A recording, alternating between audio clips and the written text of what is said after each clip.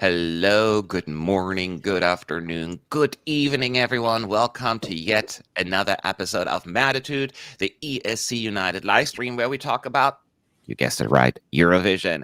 And it is day 4 of rehearsals, meaning the second half of semifinal 2, I want to make sure I'm getting this right, is rehearsing today for the first time. So we are really excited to talk it through. I know several countries have already taken the stage. We'll go through the descriptions, the pictures, and eventually the TikToks as well. Talk it through, then share our thoughts, and just have a great, good fun and dialogue with you all.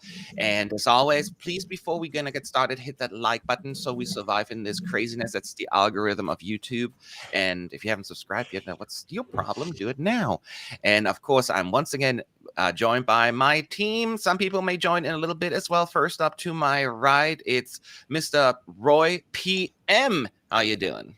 Hello, I am doing pretty good. I'm slowly packing my stuff to go to Malmo. So yeah, pretty exciting. Yeah. On your way to Mama tomorrow, and then the day after to Malmo. Was that what it was? No, I go to my family who live more northernly than me tomorrow, and then from there I travel Thursday to Thursday. Copenhagen, and then Oh, I'm right then. Tomorrow, your mom. Tomorrow's Tuesday, right? Wednesday. tomorrow's Wednesday, right? Wednesday. Yeah, And then the day after so you just staying over just for one night. yeah, exactly. Okay, yeah. So, okay, and there is Boris. You ready to talk Eurovision? No, I know. As the I'm Belgian, always ready to talk. you have gathered your thought for Belgium already. Oh yeah. I've been prepping that for months. Oh gosh, okay. Don't spoil it just yet. And James, I know the two of us have a dark morning here, and but I mean literally because it's really dark outside. It's 5 a.m. How are you holding up? I'm doing all right. How about yourself? Coffee, lots and lots of coffee. So, and we're gonna jump right into because I know a lot has happened. So I want to just do it, have fun, and we're gonna have a good old time. I have just a couple of disclaimers that I have to address before we get started, and then it'll be a lot of fun. Number one, and that is the most important one. Coffee. This is my last one. I just realized that no. So if I have to drink a lot of soda to get some caffeine in, forgive me, but I usually don't drink soda in the morning, but I have to. So this is an emergency. It's an absolute emergency, and I was devastated to find out I'm out of coffee. The second one is, of course, that people keep asking, where is my mascot Gaston? He was actually with a family member, my puppy, for a few days while I was traveling. He just got back, and now he's hopefully asleep because, it's 5 a.m. I don't want him to be up this early. I took him outside before this live stream, put him back to bed. So maybe by the end of this live stream, he's up. I don't know yet because it's only 5 a.m. here. So, but you'll see him eventually. And then the last thing I just want to address today, as we all know, is the second half of semifinal 2. And I know there's always a lot of talk around, and we don't want to go into details when it comes to the situation in Gaza here today. But we do want to remind people that we made a statement, and I put the link of the live stream where we talked about it and why we made the decision to not cover Israel at the contest, including rehearsals, in detail. And we will stick to that. So hopefully you will respect our decision. If you don't, that certainly it is your right not to follow the stream, but we will not allow any attacks on our members, our team, or anybody else on either side. We're just here to have fun. I know it's a very difficult situation, and I'm asking everyone to stick to that. If you want to talk in the chat about this certain things, we will not disallow it, but as long as it's not inappropriate and any sort of attacks. So, and if you have any questions, you can reach out to us directly, social media and all of that stuff. That is certainly your right. And I know we want to support, of course, the people where we can. Roy, you had something in regards to fundraiser, correct? Yeah, basically, we and a lot of other content creators came together and felt a little bit helpless, or maybe we wanted to do something. So we have gathered a few good causes where you can give some money to aid Palestinians in need and people in need in general. Those good causes that we've chosen were Doctors Without Borders, Oxfam International, and United Nations Crisis Relief. So if you feel like you want to do something and contribute something positive, because we also need to do something positive, I think there's a link in the description as well if you want to give some money to those good causes. So if you can miss a bit of money and would like to aid in a certain way, there is a link in the description where you could give some money. So, yeah.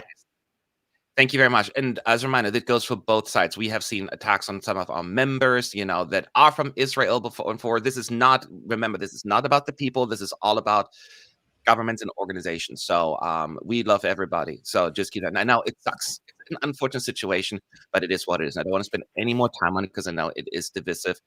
But let's just focus on it. And as I said, the link, what Roy just referred to, is in the description box. So thank you so much, everyone. And now it's time to jump in and have some fun.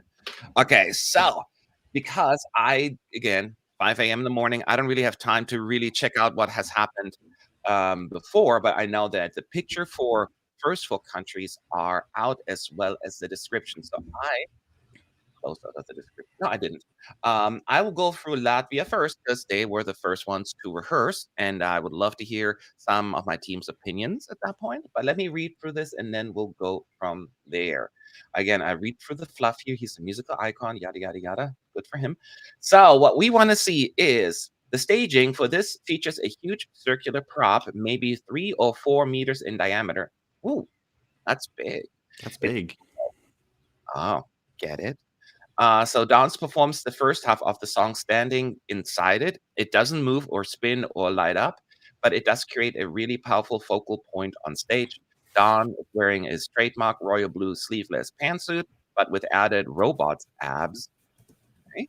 And he's backed by an LED wall of gently pulsing lights and circles.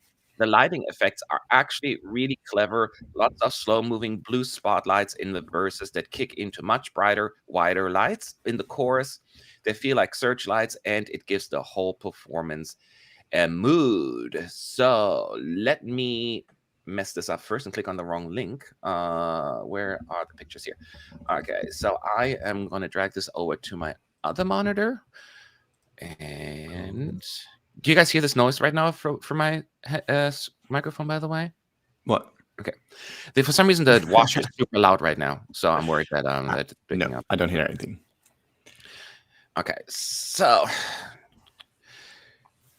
ta-da! So it looks like armor because before it was more like a suit he was wearing in the national final, right? Looking, if I recall correct. I like this. Okay, so that's the ring. Okay, which is hollow, so it's very dark, pretty big. Yes, you could fit in that twice.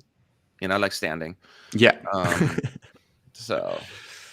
God, that breastplate, that is so tacky. See, I mean, it's not. I like it actually.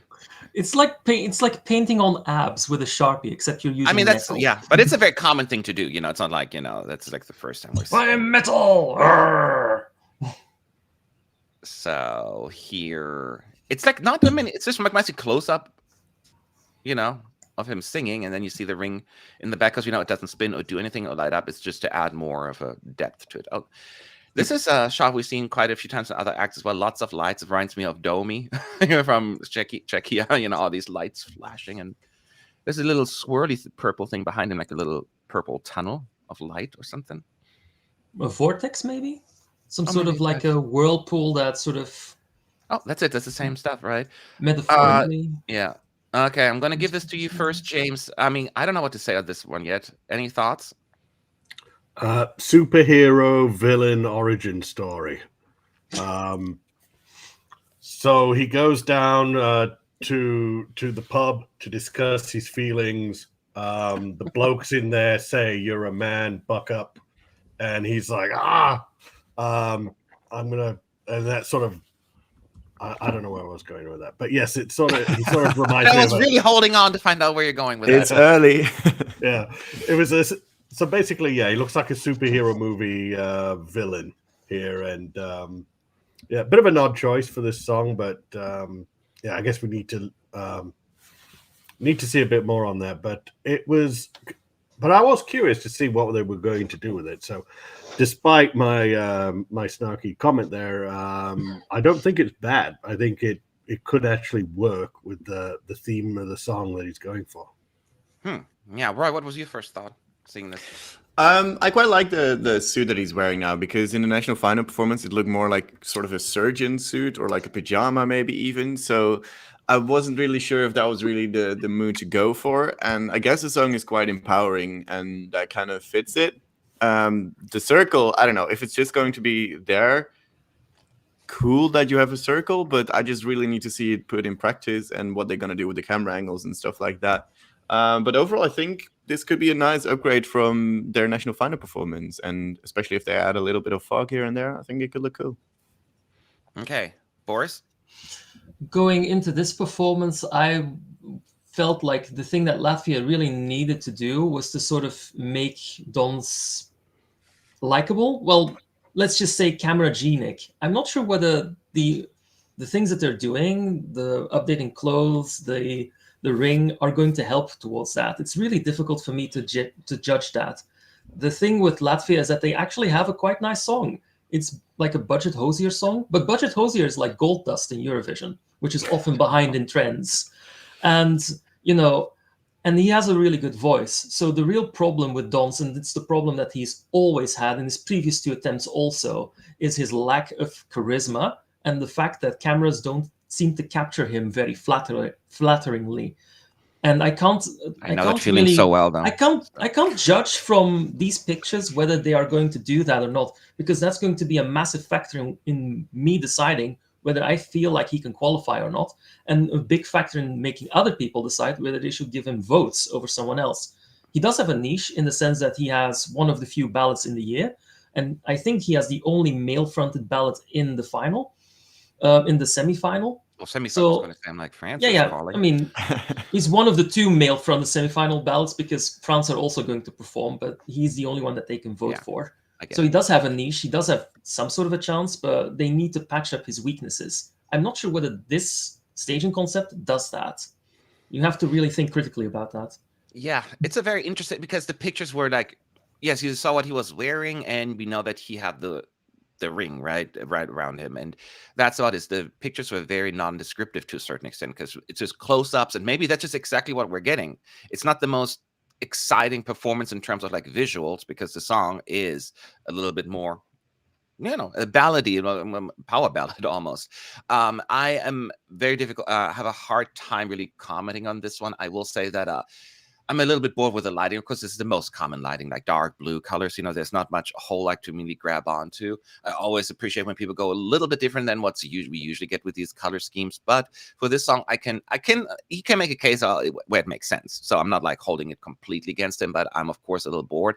But at the same time, I'm here the spoiled Eurovision fan that comments on every little detail. The average person viewing probably won't care. But yeah, as Roy pointed out, I also need to see the ring, how it's being implemented. It's great to have a ring there, standing in there, adding that little layer, but does it add anything else? Or is it just, here's the big moon hanging from the ceiling, and have a good day? So I don't want to have that kind of situation. If it has like really cool like angles where it goes around him and it has like a little blocking him, and like the way, I don't know, I'm not a camera person, but then I'd be maybe like more interested. But right now I'm just kind of more like, yeah, I need to see more. I did ask the chat if they're, based on what so far, if they think Latvia will qualify. So before I show the poll, as always, raise your hand if you think Latvia, again, there's only yes or no. As of right now, you still have subject to change, right? I know, putting you on the spot. Is Latvia going to qualify? Say yes or no. Raise your hand. Who thinks going to qualify? I think me too. Wow, I'm a bit surprised about that, because I thought I was going to be the only one. So I almost don't want to talk to Boris, because he's probably the majority vote with the poll. But James, you were the first one to raise your hand. So you think Latvia is going to go through? I think they're going to be the surprise qualifier. There's always some niche segment out there that that could gravitate towards a song like this. And this time it's the bloke down the pub. Now, there's going to be a lot of depressed people on the weekend of May 11th. And I will tell you for why.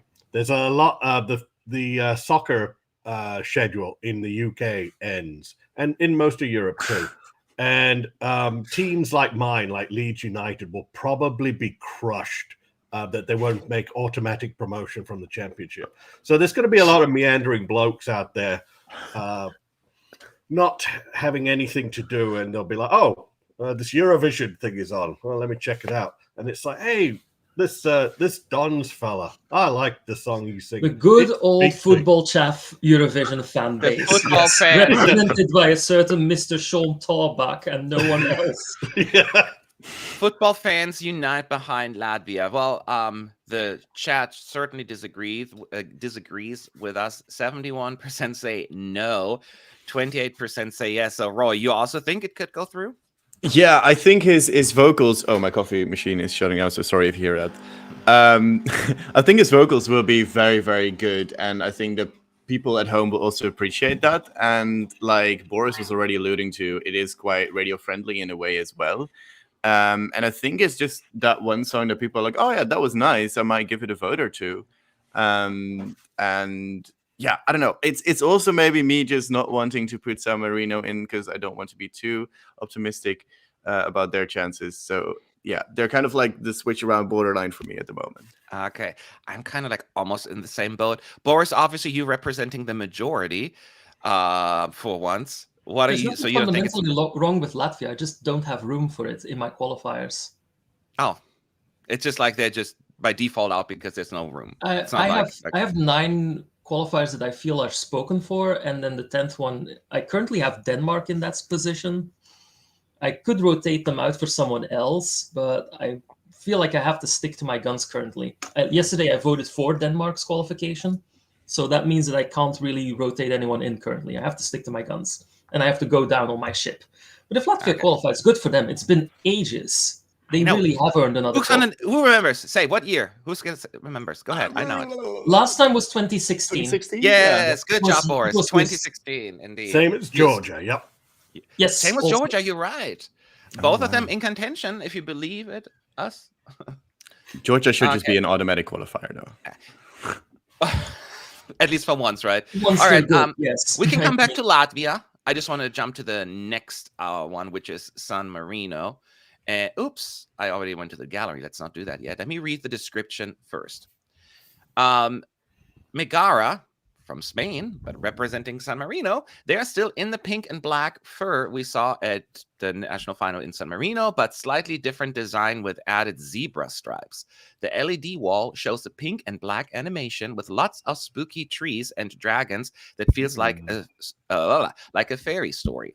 The whole thing comes together as a really cohesive bit of staging that feels fun, uplifting, and very loud.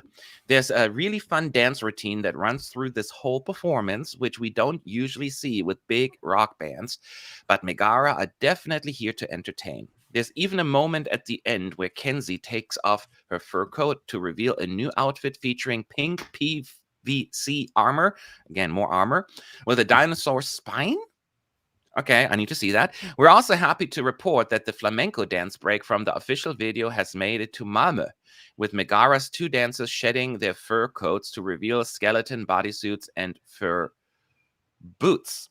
And pyro update, smoke and flame balls with huge fiery finish. If you have tickets for the arena standing area, dress for warm weather. Okay. When I read that description, my immediate thought was, "Oh my god, I need to see Roy's reaction to that." And then Roy was like, "Well, I'm saving it for the live stream. I don't want to be spoiled." That's kind of how it goes. Let's take a look at the pictures first. So, as pointed out, the outfit doesn't surprise me. Pink and black, kind of what we saw before. And oh, that's the spine. Ooh, that's why I couldn't envision it. What it meant. Dope outfit. It is. So what they did, in this national final, they had like these white, almost like masquerade-y looking, like meme faces. No, they're doing like stockings. Looks like little like crazy bunnies. They had it in the national final. They did them? Oh, I only remember the one in the back, like kind of what they had, like the white look. Did they have like white makeup on or something like that? Yeah, they revealed that after like halfway through the was. song or something. Yeah. God, this slays so hard. I love this. Okay. So visually, again, they don't have props, right? It's just basically the costumes that they're bringing. And my guess is they're going to have a very active and busy backdrop. We'll see here. Okay. You look angry. Okay, and then she's whipping her hair back and forth. Look in the back, they're like a bunch of little like cartoony faces. Okay. And there's a big ass clock. 11 after 11. Lots. Oh yeah, Hey. and pyros, of course. Oh, they have more dancers. Like, oh, those No, are no, female. I these thought are they the were male same dancers. dancers. They look like guys. Actually, No, female. those are the dancers that wore masks at Yeah. the national final in San Marino, but obviously I don't think they're wearing their makeup now. I assume because it just takes too long to make up. Yeah, And it's probably. just So they will because have that most of- too then. So let me go back here. I'm dumb because I only watched the video once. So these are females in there. Yeah, they're women. Okay, I thought because the totally look like based on the statue and all of that stuff, and the way even like the way the shoulders look like very masculine. No, but that was it probably didn't- intentional. You can't tell when the coats are on, but I could No, tell but, at just national the final stands, because of it the looks way the very, bodies are curved. Just the way they looked also more bulky in there, so that's why. Yeah. So It's glamorous, cute, and very, very creepy. I like it. okay, so I got to go to you first, Roy. What are your thoughts? You like it? This looks incredible. I'm loving what I'm seeing, and especially that suit with like the skirt and the dinosaur things on the back. It looks really, really cool, and the shot with the fire. That also looks really awesome. I cannot wait to see this in action and with good microphone quality, because we know Una Voce per San Marino doesn't have the best quality, and I feel like that's maybe also why people might underrate this song a little bit. Yeah, I'm really liking what I see. I was really hoping they keep the pink and black And they did. colors, because that will really stand out among the others, and people will remember it as, oh, that pink rock song. Yes, cool. I'll vote for it. And that's really, really good. All right. And before we continue, we got a new member that is joining us for the first time. So everyone, be kind and say hi to Philip. Hello, Hi, hello, hello. Philip. Philip, How are you? I'm doing good. I'm doing good. All right. Well, this is his first time here on our live stream. So do you want to just introduce yourself real quick? First of all, that's not actually correct. No. I was here last year. Yes, you were last year. I I forgot. had all the That's mic right. problems. I was the guy with the mic problems. Yes, that's right. Yes, you're right. You were here last year. I forgot. It's been it feels like an eternity. It's totally fine. First I time this fixed year, my it's microphone. Yeah. I got my microphone fixed. Well, still go ahead and introduce yourself. Yeah. My name is Philip. I'm 20 years old and I'm from Denmark. So the trip to Sweden will be quite easy for me. I think that's Yeah. all I need to say. So, yeah. Do you live in Copenhagen? No, I'm I from got- Odense. It's like the third biggest town in Denmark. It's like 2 hours from Copenhagen. I love how you talk to Americans that you have to assume that I don't know what that place is, like. But now, Oh, I do know you how lived to in know. you lived in Germany, right? Yes, correct. My Yeah, family yeah. actually still goes every year to Denmark on vacation. So, but the southern part, like the border of Germany and Denmark. So, Yeah, but still, yeah. I know. I know Holstein, Denmark. but I think that one is a little bit contentious for Germans and Danes. Yeah, I it is. always It is. say- I know, right? But I'm not that person. Anyway, so since you just joined, have you had a chance to look at the pictures for San Marino and Latvia? I actually haven't. I've come straight from work, so I've missed all the That's good okay. stuff. Why don't you go ahead and look at the pictures if you want, so you can be Yeah. part of the conversation, and then once I you're will. caught up, then I'll bring you in. So Roy gave his comment. Boris, what are your thoughts on San Marino staging the pictures? Oh, I think I've already set those impromptu. Yeah, I love this. I don't have any expectations for San Marino whatsoever, but Arcadia is what I was hoping for that Spain would send last year. So I'm very happy that Megara actually won in San Marino, which I did not expect them to do either. I think, like many, I just assumed that they would just pick Pazza by Loredana Berte. And instead they went with Megara, and I was so happy with that. And it looks like just a glammed up version from the low budget staging that we had in San Marino, a more sophisticated version of that. I like it. It's exactly what I was hoping for them. So I'm a happy camper right here. I do not know how well they'll do with it, but I don't think it's going to be a nil pointer this time around. I don't think so at all. I hope so. That hopefully would be a little devastating. And then last, and certainly not least, James, your thoughts? So I'm going to be the I'm going to Contrarian. be the contrarian today. Yeah, this is just again very. They're taking a mid song and thinking that making the staging busy is somehow going to repair it. And for the concept, I don't know what they're going for. Are they going for baby metal meets mushroom head? here.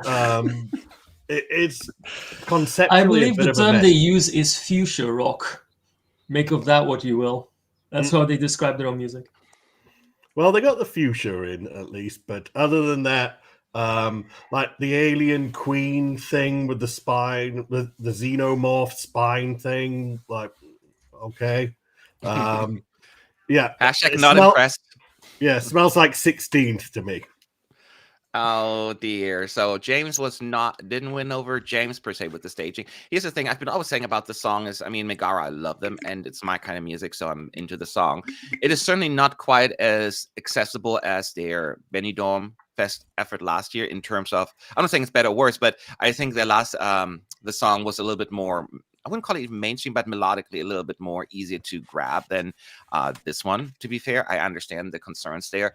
I still think it's going to be a fun show, and unlike what we've seen, like with and no shade, Roy, it's your favorite song from 22, but it was a lot, right? And it was very distracting. I don't see any crazy props here. It's really just the outfits and the dancing and all of that stuff. So I hope that it's a little bit more coordinated and a little less overwhelming, for the lack of a better word. I like what I'm seeing, so I am happy with that, actually. Latvia Tik Tok is out, someone saying. So let me bring that up. But before I do that, let me just show the poll. Actually, no, I'll hold on to the poll because we need to vote on San Marino as well. So I am going to go to surprisingly quick TikTok today. It takes a little longer. Okay, let me share. Don't go anywhere. I'm just filling the dead air. That's why I'm talking. Talk. No. And as always, I may have to mute it in certain parts because copyright's a bitch. Here we go. I said, here we go. Hello. Hello. It's incredible. Thank you very much.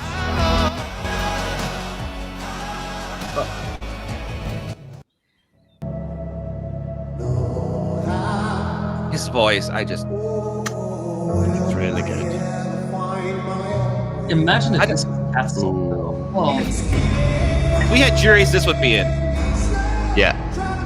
yeah, this would be like a Laura risotto, I think, where it would be randomly very high and not as high as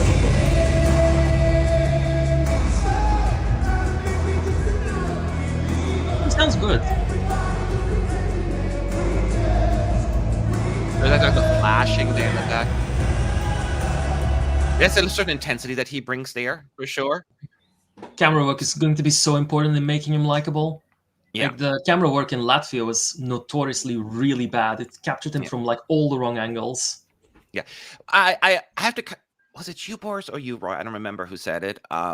He certainly, when I talk about his stage presence, is a little on the lower end.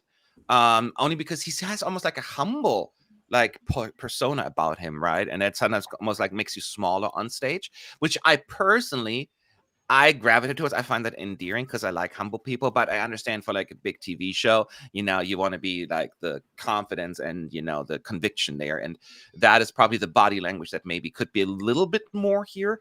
But I like what I'm seeing based on this clip. But we don't know the whole thing. How about you, Philip? I still think he stands very, very still. It's not very moving in the physical sort of way. I like his voice. It's as good as in the national final, but yeah, I'm bit on two roads with this one. I think I need to see the entire thing to get moved as he looks to do. Yeah. Any other thoughts? Anybody? I do like how the purple backdrop to the main circle pops in and sort of creates like a Stargate effect. If you're a big sci-fi nerd and you've seen Stargate, and you half expect Kurt Russell and James Spader to like pop out. But I really like that effect, especially when contrasted with his blue. It's like he's harnessing the stars or something. Yeah. So we still not convinced going to go through. Let's jump back to San Marino real quick. Oh, wait, I almost showed the poll. Let's do it again. Philip, I'm not sure if you want, but what we do is I ask it's not your final decision, so you're still allowed to change your mind. But just based on your gut feeling right now, it's only yes or no, not a maybe. Is the country going to qualify or not? And then you raise your hand. So I'm going to ask right now, people in this group here live stream, who thinks that San Marino is going to qualify? Raise your hand. Screw it. Screw it. Roy, we're sticking together here, right? I understand, Roy. You have to believe. You must. Screw it. You must believe. Can I revote on Latvia? I take San Marino. Yeah, I'm the now. same way. I'm taking my hand down for Latvia and putting San Marino up now that I'm seeing this. I am actually, it's funny that, again, Roy and I just agree too much this year. Again, one exception, but other than that, we are almost in line, and it's really annoying. But yeah, so go ahead. You still think what you've seen, you actually are, unlike James, you are more convinced? Okay, he didn't hear me. Go. I'll speak on your behalf. That's how I feel, at least. Huh? Did you talk to me? No, right? Yes, I talked to you. Yeah, Roy. talking to you. Oh, I'm so sorry. Yes. What did you say? I'm like, as I'm talking, he gets up and walks away. I'm like, yeah, I was looking for my San Marino flag, and it's behind me. I I'm said like, okay. because I just want you to speak on behalf of the yes vote. So I thought you said James. I was like, oh no, I said unlike James. You are the opposite of James. Yeah, I just think it's going to be a visual spectacle, and the rock lovers will likely go for a song like this, and it's quite nicely put in the running order just after Latvia. And who's be after them? Is there Belgium? Oh, Georgia. Yeah, that will really stand out, I think. And it's a nice visual spectacle. The song maybe not as catchy as Arcadia was, but I still think it is cool enough that people might vote for it. And you have Spain there, you have Italy there. Oh, Spain, yes. Isn't Spain? Those will really help Spain out as directly well. before Georgia, before San Marino, yeah. Oh, okay, Spain. No, but like they vote in the semifinals, so they're likely to send some points their way as well. So yeah, I don't know. I'm just getting a bit more optimistic, and that's really scary because when I get optimistic about songs that are not likely to qualify, they usually don't qualify. But that was my Malta last year. I was really thinking that's gonna be it, and it didn't happen. I don't want to talk about it. I know. Lost with 3 points, I think, is a little bit too harsh for that song. It wasn't that bad. Thank you. All right, let's see what the public here voted, and it seems a little bit one-sided, y'all. Chat is canceled. 73% said no. 26% said yes. So we were unable to convince them otherwise, Roy. So we failed in our mission. Yes, I got it. There you go. That is all right. So right now, still not considered a qualifier, but we will see. I hope that the odds and everybody else is wrong, but I get it. I get why people don't think it will qualify. It's more of a, like, I see the appeal, so I can't help it, basically, kind of thing, So, but we'll see. Let's move on real quick to the next country on the list, which is Georgia. Also, last time they qualified was in 2016, just like Latvia. And this, we know, it's Nutsa Butsa Latse with Firefighter. And Nutsa has some powerhouse vocals. She definitely brought them to Malmo. She starts alone on stage on a raised. Once again, everyone is on like a little platform and under a red spotlight and backed by red smoky graphics. At the end of the first verse, she's joined on by this is a typo. By 4 male dancers in black with shirts. I love how that not the norm. It's a very polished, high energy dance routine with LED graphics building through the song into sparking balls of flame. I should speak less loud because my dog wakes up otherwise.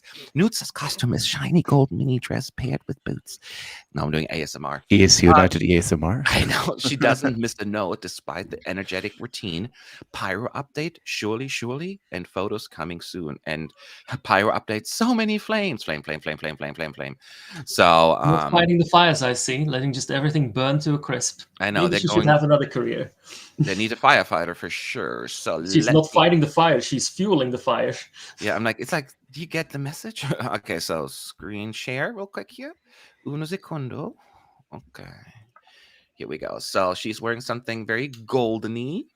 She has, the wet hair look may or may not stay. I don't know, Okay, so we know this is a very popular, staging concept with the arms. Always works for me though. So red planet, fire on fire in the back, because firefighter. Okay. Very again futuristic look. Is she no? She's just squatting. She's not crawling, is she? No. So the dancers there. I actually really like the fact that she dressed in bronze and not in gold, which is such a cliche color lately. It's quite nice. True. That's a cool shot with the fire, like the. Yeah, I love this shot. I'm not sure about the platform, but this is a really nice shot. She looks a little small though on that. I don't know. She does. This could be. I mean, she is. Well, she is small. I mean, she Yeah, is but small, like that shot kind of emphasized it a little bit too much for me. The camera, if you put the camera like at the base of her feet and then look up, you can actually create the illusion that she is larger than she is. Yeah, you're actually looking up to it. That would be cool if they did that. That's on the person who took the picture. I'm sure the camera work looks different. They're going to make sure that she doesn't look tiny. Here they are. Okay, and there you have it. First, I'm going to go to you, James. Your thoughts seeing these pictures? Are you optimistic? Disappointed? Tell me. Okay, so oh god, I might be accidentally picking a fight with people here. Dear, you usually do anyway. So I had very low expectations for this one. Mostly because now I acknowledge Nutzer is a great singer, great powerhouse vocalist. We've seen her over the years. But she did come into this one having made some very self-enforced gaffes, such as her performing in Russia over the last 2 years and things like that. So for me personally, she's had to overcome a lot of things, and I do like the slick look that they're going for. But again, this is another song where it's a very mid song and the lyrics are atrocious. Yes. Yes. Absolutely atrocious lyrics. So they really do need to bring out the fire and the flame to distract from that. And they bring out some great Georgian dancers. They bring out some good fire. And the outfit, I agree with Boris here, with the bronze. Now, having with the gold, that would have made her sort of be sucked into the flame, but with the bronze, it kind of makes her stand out a bit. Yeah, I do feel somebody said in the chat as well. And make sure when you want to talk to us at ESC United, so I see them quicker. But outfits have been a point of contention this year so far. There've been a lot of like memorable outfits, sometimes for better, sometimes for worse. So I do think that Georgia has actually something quite nice, and that I don't necessarily have to complain about too much. For me, the song is just what I put, like, it's a girl bop, right? It's the 4 dancers like we've seen like already 18 times this time around. The question is, especially in the semi, is she the one that will stand out or the one that will grab that vote? She has the voice. She's one of the better female vocalists in that bunch, I think. So I think that is her strongest point. I like what I see so far. I just have to see the whole package as well. So first impression is pretty solid, but I don't have a whole lot more to add at this point. How do you feel, Philip? Yeah, it's a lot of the same things. It would almost be weird if there wasn't any fire on stage. That was almost expected from the start. I know she sings well, but it is very typical of Georgia to not have very good lyrics. And last year, the thing is known. Thing is definitely known. But I'm just a bit off with the song, so I just can't seem to. It's so I forget it. I don't.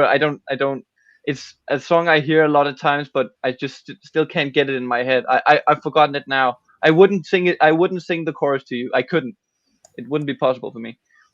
To be fair, the grammar would also make you want to kill yourself if you sang it. I'm trying to remember because I've been out of the Eurovision loop so long for like 6 months, so I didn't listen to the songs as much as I used to in the past. So I've maybe listened to it 2 or 3 times, and I still can't remember most of it. Roy, how do you feel? It looked like a staging.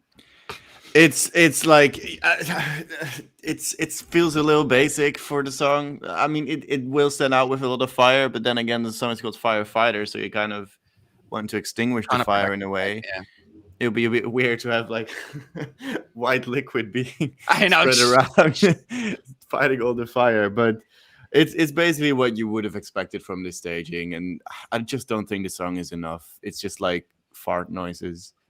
But she'll have a great dance. She'll have great vocals, and I don't know. Let's see if it will be enough.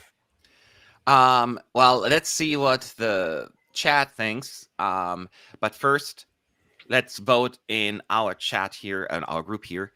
As of right now, do you think Georgia is qualifying? If yes, raise your hand.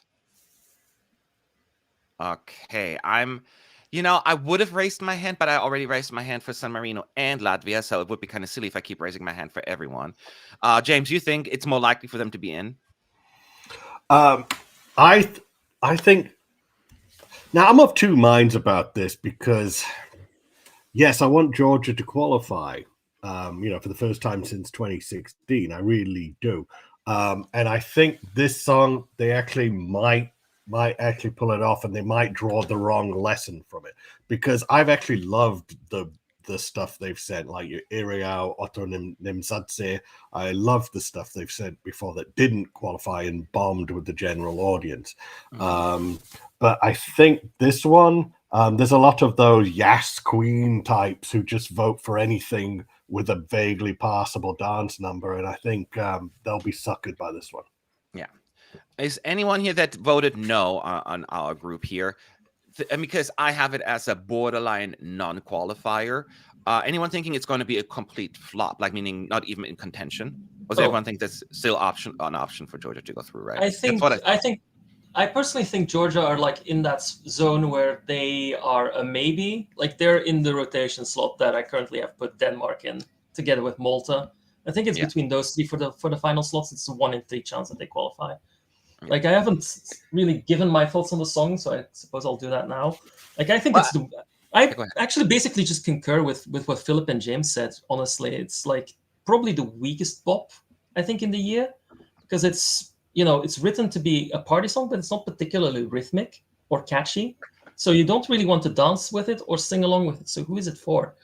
I do like the staging. I think it looks really good, but it's a lot of window dressing. This song will need like all the window dressing in the world if it's going to convince people that it's better than Malta, who are bringing it all. But I think it's her voice that really carries it, because she is one of the better voices. Yes, she has a great voice. She has a great voice.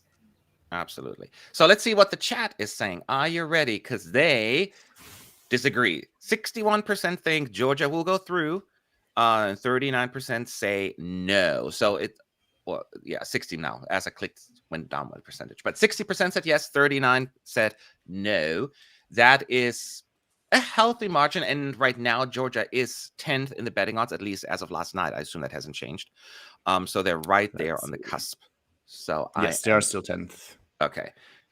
So that is where we're at right now. Okay. And we're going to come back to all of these countries. I just want to get through it real quick because Boris can no longer contain his opinion. Let's talk Belgium. And everyone in the chat, if you know a TikTok, what comes up, you just yell at me. To be fair, one more thing about Georgia is that I think in this semifinal there is not really any country that is really out of contention. I think it's really closely packed together, and it's going to be very tough to choose from them. I completely agree with that. I think there's a pretty clear last placer in this semi. Okay, I think we're going with that. Not all of them, most of them at least. There are two songs where I'm like, probably not, but hey, we'll see. But let's talk about Belgium first. So Belgium, before the party's over, this performance brings a lot of intense slow build mood we saw in the official video with the circle of microphones on a smoky platform that slowly turns and lots of cloudy graphics on the wall and floor.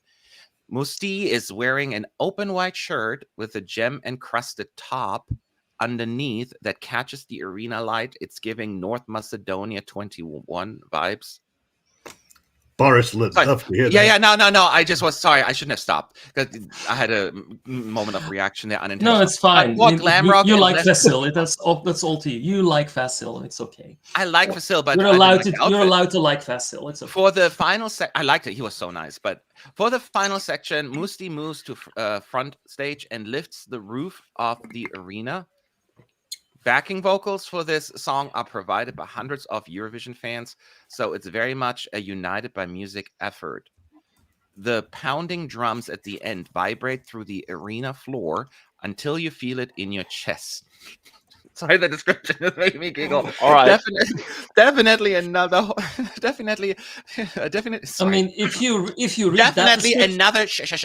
Definitely another hold your breath moment from this year. Photos coming soon. This description just made me just giggle throughout. I don't know. I couldn't help it. if you read that in like an ASMR voice, you have softcore porn. I I think. know it seemed like it. Holy- I was kind of like, I'm getting slightly aroused just reading this. Okay, so let's see this here. Let's share. So that is the shirt. So that's the glittery effect that we're talking about. Hmm. Oh, those are the microphones in the back, like a circle of microphones. So very golden, bronzy as well, the staging. Okay. Interesting. Choices have been made. Okay. No, I mean, I'm huffing and puffing here. Don't misinterpret that. I'm just trying to envision this right now, how it looks like on camera. So there's smoke on the floor. So for the most part, he has his shirt halfway down his arms, or is it just they took mostly these pictures? Okay. Ooh. Why am I counting all these microphones? Like 3, 6, 9. James, I'm wondering, do you also get João Bosch from this? Who? Pelas Costuras in Portugal, James. Remember his circle of microphones? Kind of reminds me of it. Vaguely, yes. How vaguely? I It's a love how really you good all song. just expect like someone in some random national final. We should all remember that. I expect James to know the runner-up in Portugal. This which year? was both his and my favorite. Yeah, this year. Oh, okay, it's different then. Okay, I was like, you remember that song that came 8th in the semifinal in last year? And like, no. No, this year, right? If you don't remember these random trivia facts, and how much of a fan are you? Clearly, I'm not. Before I'm going to ask you, Boris, your opinion, because, you know, you're our Belgian representative. I just want to bring in Jasmine real quick. Good day, mate. Hey, Hello, Jasmine, hi. Hold up. how are you holding up? I'm fine. The school is over and now I can start doing Eurovision. Have you seen all the stuff, the pictures from today? Pictures, or- yes. Okay, And so you kind of caught up. descriptions, yeah, that I couldn't really understand, but we've got used to that already. I know, right? I saw the picture. Okay, I'll talk to you in a second then, but let's go back Sure. to Boris, because, you know, what are your thoughts? You can be as kind or as, you know, direct, because you're Belgian, you get the free, you know, you have you're a Belgian. I mean, podcast. there's always going to be a certain level of anxiety for me because it's my country and I'm more invested in it than I normally am. But like, you often just see the vision or you do not, and I'm someone who has never really seen the vision with that song. And so when I first heard the song, I instantly did what I normally do. I panicked. And I thought, this is not getting any televotes. How do you think this is going to get televotes in the semi? Who's voting for this? Who is it for? And then all the like praise came in and I was like, very confused by that. And I still am to this day. I don't think the composition is bad. But it very much feels like a jury thing and not a televote thing in a semi that is fully televotes. So I was hoping that the staging would alleviate that. Now, the main issue that I have with this song is that it also it sometimes feels a little bit word salady. It's a very nebulous song with very nebulous texts that builds up very slowly into a climax that is very egocentric. It often comes across as a little bit vainglorious. And Misty has to be very careful to not come across as smug. Like, he needs to be very humble on a stage. But if you make the climax all about yourself and flailing yourself around with like a face that's like, I am awesome, you have to build up to it so that it feels earned. And I've never felt like he has earned that moment. Yeah. And that is why I've real never... quick, Jasmine, you have your buzzing sound again. All right. Yeah, I'm sure you can turn it off, or you just mute yourself while you're waiting. Thank you. Go So ahead. there's just a lot of drama in that song, but it doesn't feel earned. It feels a bit fabricated. It doesn't come naturally. And that is, I think, my main criticism with the composition itself. If they can make it work by building up gradually and by making him likable and an underdog, then we can do well. But like, I know what we are good at. We are good at scoring from an underdog position. Laura Tesoro was an underdog. Gustav was an underdog. Loic Noté was an underdog. Even Blanche, Hooverphonic to a certain extent was an even underdog. Blanche was an underdog. All of these Yeah. people were in underdog positions. We're in an overdog spot. Overdog is where we were, that's where Senek was, who failed to qualify. That's where Hooverphonic were, who did not qualify in the televote. We need to be really careful. We need to be humble. And I am hoping to see a little bit of humility. I cannot discern that from pictures. It looks like they have an idea. I just hope that they know what they're doing, and I hope that they have both feet on the ground and that they make a very rational decision that will, make this entry likable and charming enough for an audience so that it's in the final. Once it's there, it will do well, but it has to get there first. I'm always worried about that, and I feel like it's my duty as a Belgian to be worried. That's if you're okay. Not worried, if you're not worried about your country's entry and not willing to be critical about it, then, I'm sorry, but find a different hobby.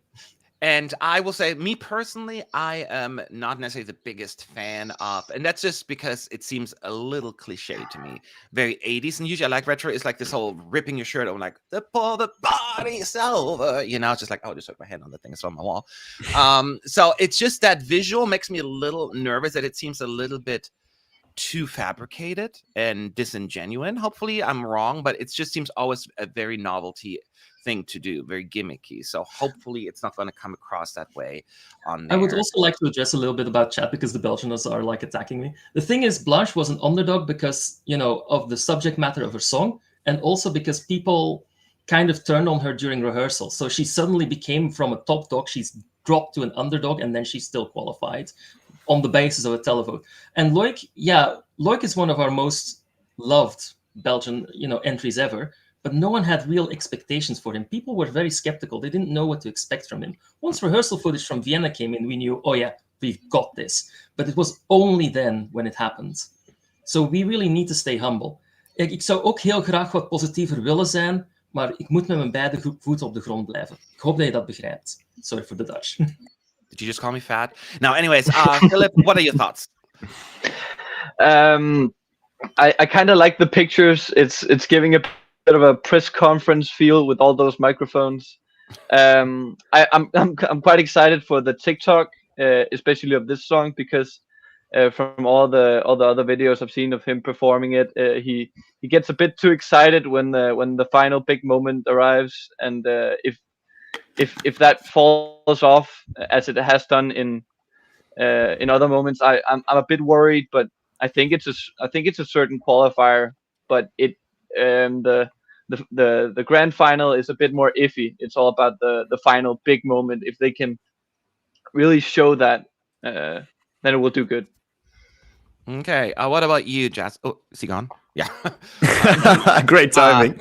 I know, right? Roy, your thoughts? I really like what I was seeing. It looked really, really nice because especially I could already picture the circle of microphones and he was like squatting down, like looking through it. I can already see the camera angle where you like kind of go past those cameras, really focusing in on him and like very mysteriously starting off the song. And I think getting from these pictures, you really see a nice build up in starting small and then slowly getting bigger. And then towards the grand moment where he belts out for the final minute, he really gets the smoke and the lighting and, he just takes center stage. And I think that will be very effective. And especially that shot with the microphones and him squatting down was really the one that sold it for me. And yeah, I'm very looking forward to how it sees on the TikTok and the real. To be fair, he is a very lovely person from what I have seen. But he needs to translate that likability in his stage performance. That is really crucial towards making everyone like him so much. Because if we want to be a top 5 contender, like many of us hope we are, we really need a likable lead. He's likable in person, but he needs to be likable on the podium as well. And those things don't always overlap. We need to be very careful, always. All right. Jasmine, just before you disappeared, I was going to ask you your thoughts on what you saw, Belgium description and the pictures. So I would agree with you what you said about. Oh, I'm not muted. Okay. About over the top approach to this staging. It reminded me of Agony from Benidorm Fest last year, I think. He also had like 1,000 microphones, and he was like very important. So it is kind of giving that energy, but I don't think Musti will go in that direction. But I see what Boris says about too much emotions, like it's a bit over the top. So I hope he will not shoot himself in the leg with that. I like the outfits. I didn't pay that much attention on the lighting, but I think it's quite bright. The whole feeling seems to be quite bright. And the main issue for me is that the song starts pretty late, because that last minute is what you remember. And by that point, I'm thinking, will people connect with the song? Will his charisma reach to people or not? And but Boris was talking about the underdog results and everything that Belgium has achieved in the past couple of years. And last year was the prime example of how you should never discount Belgium, because I was the first one to do so and I was horribly wrong. So I would stay cautious with predicting how Belgium's going to do. I believe it could and will qualify, but about the overall results, I have no clue. Yeah, we'll have to see. Yeah, no, we'll come back to Belgium in a moment as well. And by the way, I do put, like, when you address at EC United, I'll try to put up as many comments and questions as possible, even though we don't have time right now to answer them all. Rest assured, once we like through the thing here, we will address some of the questions, but feel free to comment as well, and people can see it. Before I finish the poll, let's see by sign of hand here between the six of us, despite what we just talked about as of right now, who thinks Belgium is going to qualify? Raise your hand now. So 6 yeses. James, I mean, is it a very obvious qualifier, or there's sometimes this rumbling? Some people say that this could be the potential surprise non-qualifier. What anything, is that where you are, or you think this is going to go through? I personally think it's going to go through based on what I've seen, even though these pictures don't really add anything new from my perspective. Though, if Boris is concerned about being humble, I think appearing before a bank of microphones, that's going to tell you he's not going to go that direction on stage. And ripping your shirt open also may not necessarily be the one, you know. But it's just a very take that boy band moment for me, you know. And then they rip their shirts open, and then it rains on them, and just like, you know, it's just. If he succeeds in bluffing that he's awesome, then, you know, fake it until you make it. But this is a personal pet peeve of mine, you know. I'm not going to hold that against. Yeah, you you dislike people who are self-indulgent. I remember that, because you also randomly really hated that about Christabel. I remember that as well. Why do I remember these things? I need a life. I know, I can get away with anything here. Belgium, 76% in the chat say yes, they're going to qualify. 23% said no. Kind of what I was expecting. Anyone surprised about the results? Higher than I thought, lower than expected? No? It seems as we're all on the same page when it comes to Belgium. Again, even though we just talked about it briefly, we'll talk about it more. So scroll. Do we have this description for Estonia? Yes. We don't have pictures yet for Estonia, but we do. So in this group here, who is a Estonia stan? So we got 3 Estonia stans in here. Okay, that's good. So half of us are interested specifically in this one. Are you done in Estonia? Oh, see what he did there? I'm in Estonia. You worked on that, right? You wrote that down and you ran it through like a test group to see if it gets any Practice it in front of a mirror. I know. Hashtag ESC dad joke. Okay, we've seen some fun electric collaborations at Eurovision. Okay, that's just fluff. Note to Eurovision fans, this song has the longest single. Okay, there's just a lot of chat here. The band all look very stylish in black suits with varying quantities of sleeves. The whole performance is a heady and joyful mix of thumping beats, traditional talharpa melodies, and the 5 minutes and pulup aerobic dance routine. That we need Gabe for that. We will definitely be recreating this in Euroclub next week. Also, the cubes are down, lit up with more cube graphics that change color through the performance to match the LED wall behind. A neon cube extravaganza and a lot of fun. Photos coming soon. Philip, any thoughts on this? I find this a very short description, not much information to go on. I usually can't really do much with these descriptions. I need to see pictures. I need to hear vocals. I need to hear. I'm a visual guy. I can't imagine these things. It doesn't do much for me. But if they can do anything near what they did at Estilao, it will be good. So I'm all for it. Somebody said photos are out. They haven't updated the blog yet because they usually update the link. I guess I just have to go there the old-fashioned way and type it into the browser. Jesus, what is this? What year? Can't they just make it easier on us? No, I don't see pictures.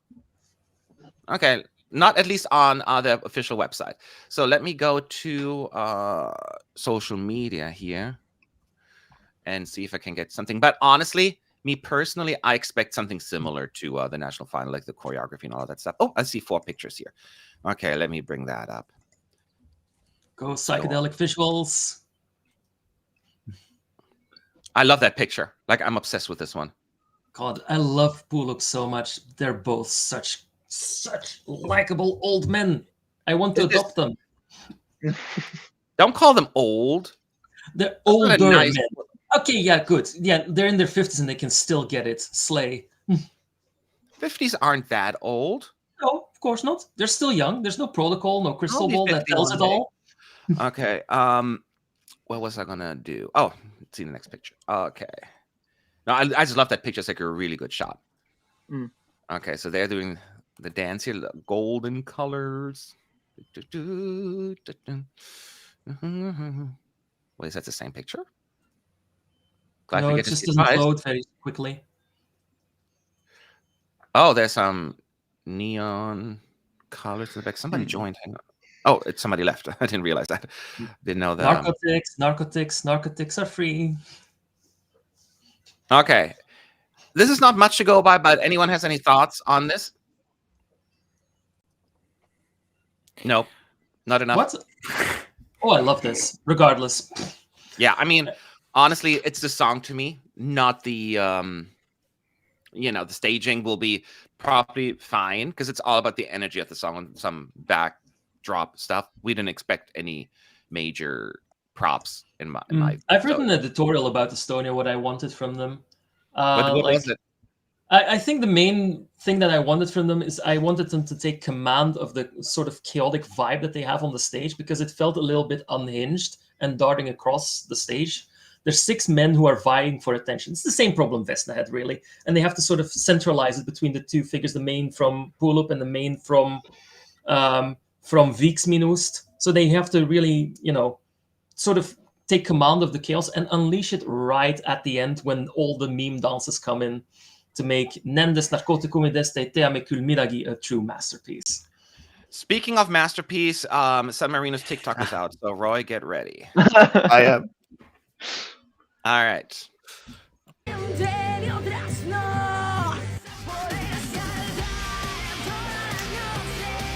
The copyright. Okay, I'll put it back in a second. Oh, just want a headbang. I just You want a wanna- headbang. Oh, get ready.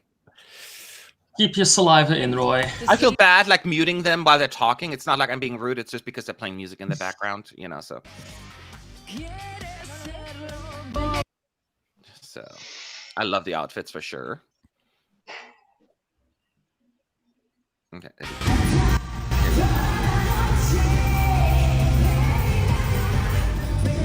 Oh, look at the background. Ooh. Okay. It's fun.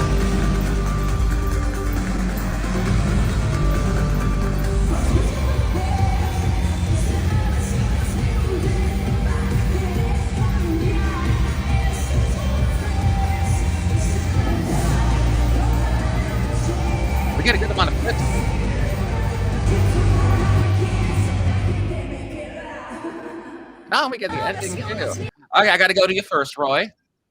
What are you thinking? I really liked it even more because you had those little cartoony characters in the background that really added something to the entire thing as well. And I also really like that there's a bit more interaction with, you saw her walking towards the guitarist and with the dancers, them doing a thing together. It looked really nice. It looked really crisp. And yeah, those characters in the background will be very memorable as well, I think. So I'm very pleased. I'm very pleased as well. I think they'll find this balance, or at least from what we're seeing so far, for having. I mean, it is a loud song, but it's not too crowded with the staging, right? So I think the backdrop is going to be a lot of fun. People are like, oh, this is cool, without having, like, again, not to go back to the Bulls thing, but whatever they're going to bring. So I do like that they have a little bit more of a streamlined approach with that. And I got to go back to James real quick because he was the one who had a little bit more of the voice of dissent here. What do you think? All right, so I said earlier the look is a bit of a mashup of Baby Metal and Mushroom Head, but with the background graphics now, it looks like they're sort of pulling in influences from Korn, See You on the Other Side era from like 2005, like Twisted Transistor era. Yeah, it doesn't really change my mind on it. It's still looking a little too messy to be a viable finalist. Oh. Okay, let's hand it to Jasmine. What do you think? Oh, I will disagree and say that I love it. I love it so much, and I'm not objective on this one. I'm guilty. I love that pink that they're using and black, and that moment that we saw was it like the instrumental part? I think that's going to be epic, and I can't wait to see the whole thing. I'm very pleased, and I cannot vote for San Marino, but if I could, I would definitely. Well, maybe you can in the grand final. You never know. Rest of the world's vote, hijack it. That's true. Send me money and I'll vote on your behalf here for rest of the world. My vote can be bought. I'm an honest politician. Well, Denmark need all the votes they can get, so I'll send you a quick window. Yeah. Send it right over. Like I find it also funny that people spend so much money on the rest of the world. It's like, and you have like 500 countries voting, but it's only one single vote. I'm not gonna, I need to find someone in San Marino. That's the one thing I'm very Americanized in. I'm like, I refuse to pay to vote. Like when you vote for like American Idol here, you don't pay for it, for your favorite songs, unless you have like your charges on your text messages or whatever, right? But other than that, they don't charge you for it. So and that is why you don't have healthcare. Yeah, because that's how you finance your healthcare for the votes. But even if it would not go to the government; it would go to a private company. So I'm just being silly, anyways. Yeah, but yeah, I am that kind of person. So, any questions, by the way, at ESC United?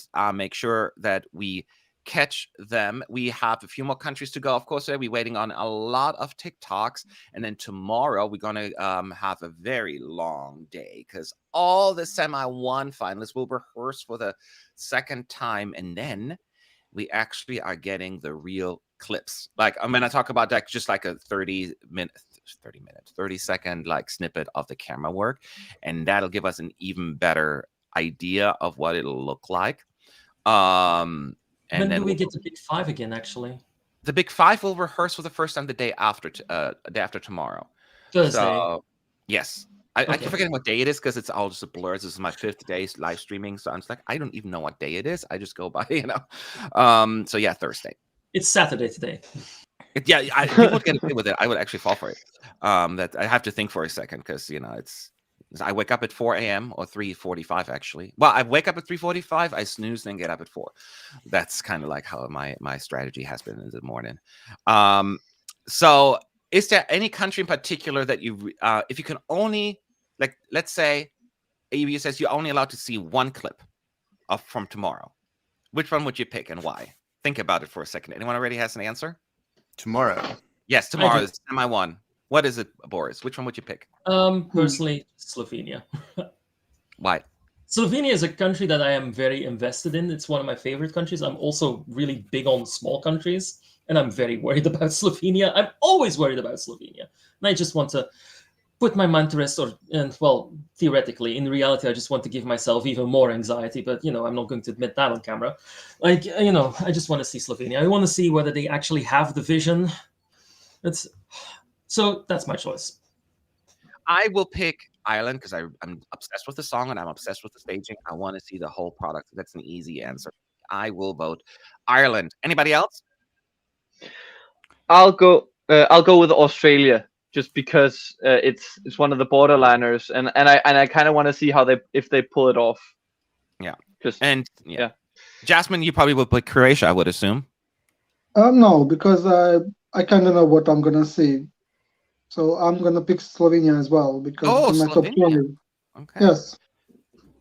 Well, this time the man is just trying to flirt with me. Sorry? You get to pick one. Yes. I was going to go with Ireland maybe as well, but since you picked it, I will go with Azerbaijan instead. I'm very curious how that will look on the cameras. I hate you. That was my second pick. I was like, either Azerbaijan or Ireland. So why do we agree so much this year? I know, it's weird. It's like, because Azerbaijan, I'm really curious about because there's so much polarizing opinions on that one out there, and I really want to see the whole product. James?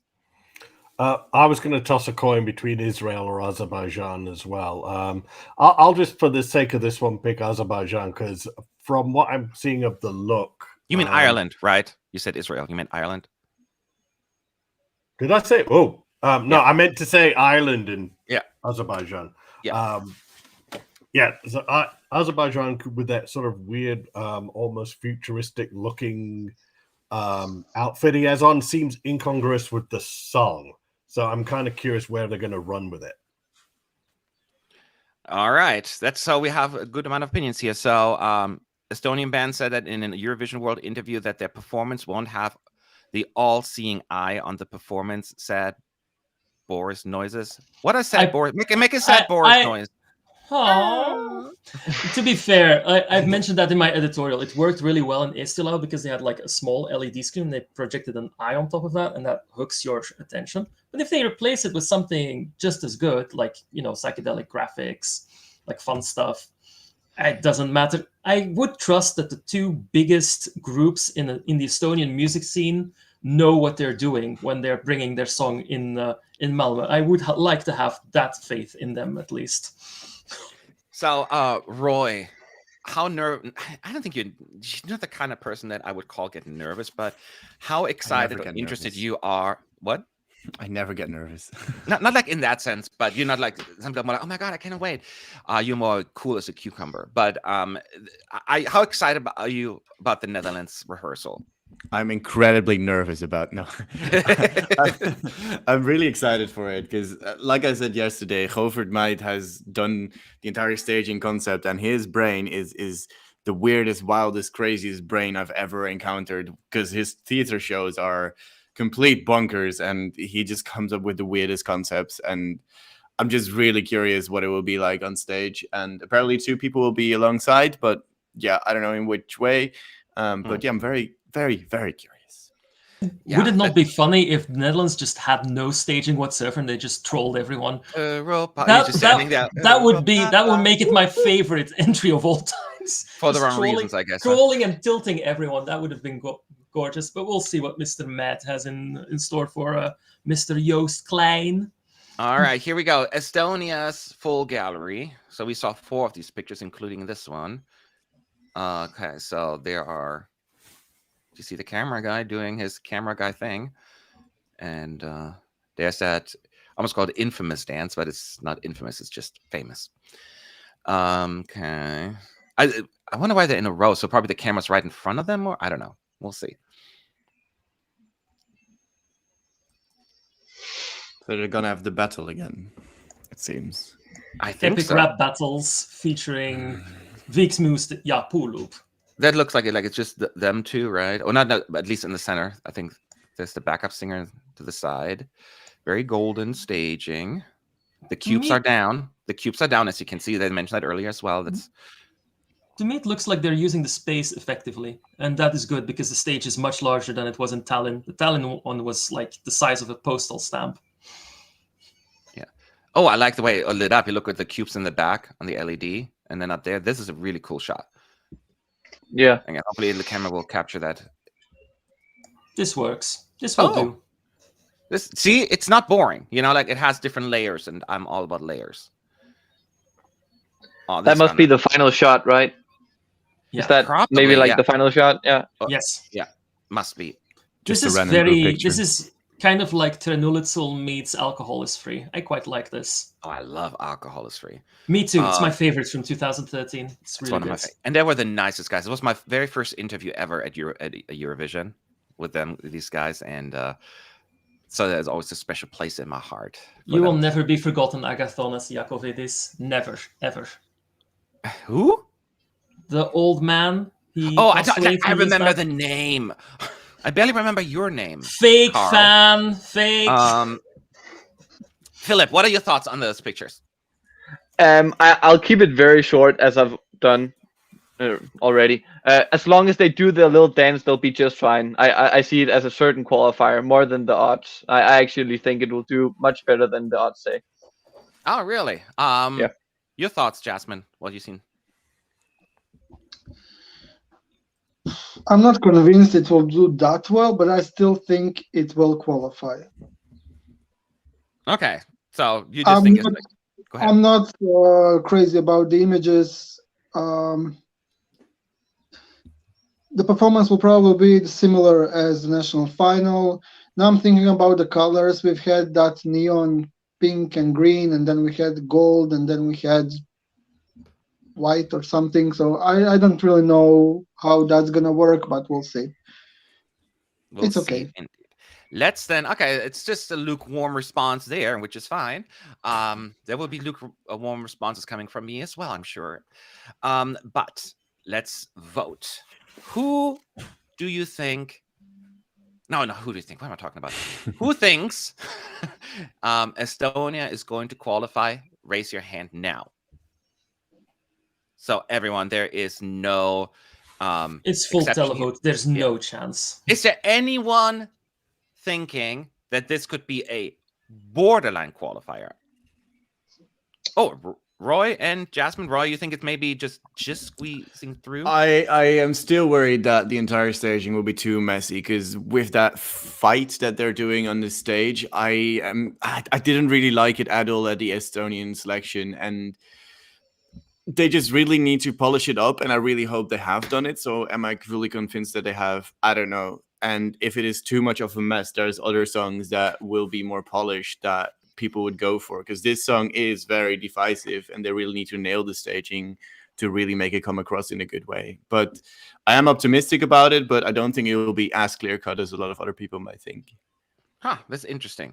Somebody's asking street clothes or suits. They're like it's like suits, but very streetwear-ish kind of thing. It's like, using suits a little bit more of a casual way, basically. They're just like dodgy drug dealers who know nothing about any drugs. Basically. It's a little bit we of don't both, know nothing about any drugs. Stop calling me stupid. I know. Okay, To be fair, I've practiced.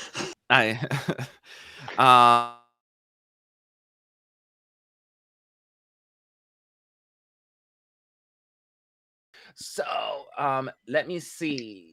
Any questions in the chat at ESC United? And I'm scrolling here right now because now we have a little bit of time, I think. Do we have any TikToks up? I don't think so. We just had a TikTok, so it's probably going to take like 6 hours before we get anyone. Yeah, I know. Do you guys remember? no new TikToks. No new TikToks. Do you guys remember last year? This. I feel like the actual videos on YouTube for the second rehearsal, that came out quicker, or was it a long wait? Do you guys remember how long the wait was? I think it was similar. Was it? Yeah, similar? it was quite long. Quite long. Was it quite long? I don't remember. Actually, it was how long very it long. it always feels like an eternity. I'm sorry, what, Jasmine? What did you say?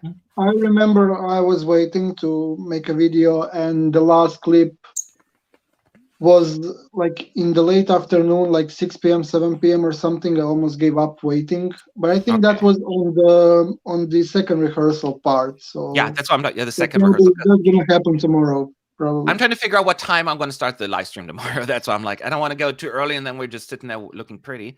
I mean, we're really good at that, but still. Will yours jump in the odds after this rehearsal? Have you seen any big jumps in the odds since these rehearsals started? So it's hard to say. I mean, he's already third, right?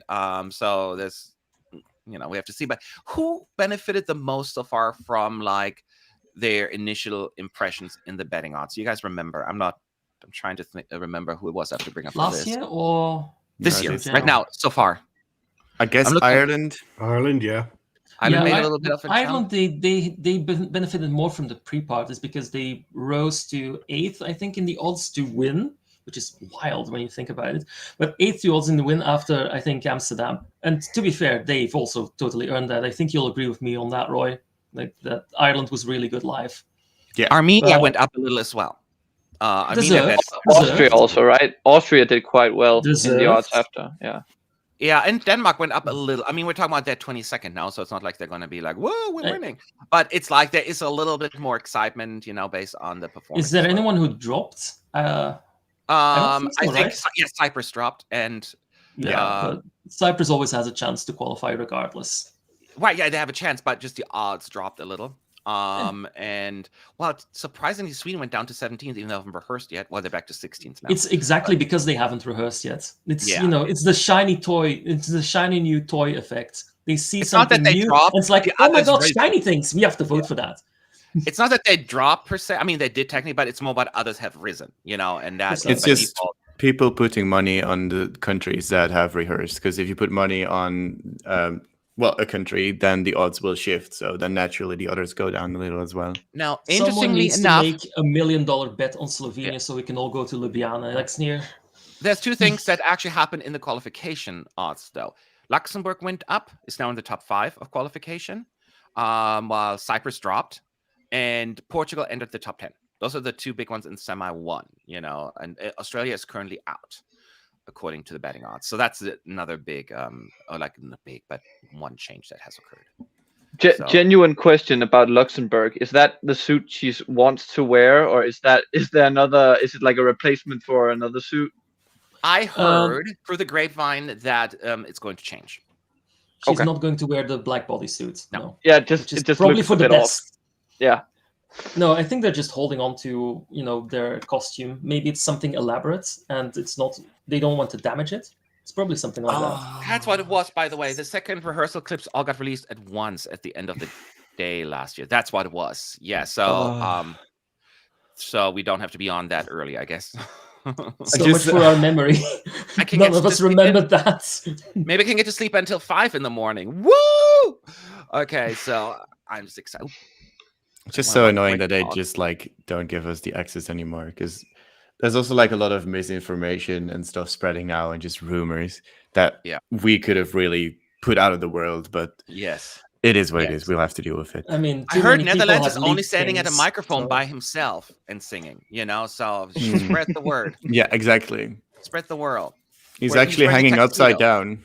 Yeah, and he's wearing a tuxedo. But it's green. Yeah, so, background is like the default Microsoft PowerPoint font. Yeah. No, I will say, besides, I mean, there's always, of course, the selfish aspect that we want to see it, and it's great for us, right? But it's also for the artists, because now we no longer have the meet and greets for them. We no longer have the press conferences for the artists, really, that they've had. They get this little TikToks thing, but it's, it's not the same. So the exposure, especially interviews that they've had in the past, or these events that they had, to concerts during the first week, all of that stuff is no longer really happening. So for smaller delegations and countries who really used Eurovision as a platform, beyond just that's gone. That's no longer as big of a thing as it once was. Yes, you have the week, but because the second week, it's all rehearsals and performing. That's not going to be that much promotion. You know what I mean? So that's all just getting ready for the show. So it is unfortunate. Worst and best outfits so far that's subjective, of course, and it's down to personal taste. I think yesterday there were a few comments made about Estonia and Albania and Switzerland's outfits. I will say, me personally, I struggled the most with Czechia, only because it is so distracting. And It's like she wears something to cover up her nipples, but it still creates the illusion that she is topless. What's the point? yeah, I mean, I don't mind a bit of pepperoni on the side. I don't care about that, but like, why cover up if you're going to cover up that way? That kind of defeats the purpose. anybody else comment in terms of outfits that Isn't that stood the out to entire them? point, though? Anybody else? I best think even. for me the best outfit. It's a bit of a toss-up, but wait, why do I really liked Armenia's outfits yesterday. Yes, I think that was really, really cool. I like that one. I thought Slovenia, she looked great. Raven, she had a beautiful outfit. Saba actually looked great, but it was also the staging. So from Denmark, but it's kind of like the same. I always like the outfit. Ireland's That was- outfit was also pretty good, I thought. Bambi Thugs.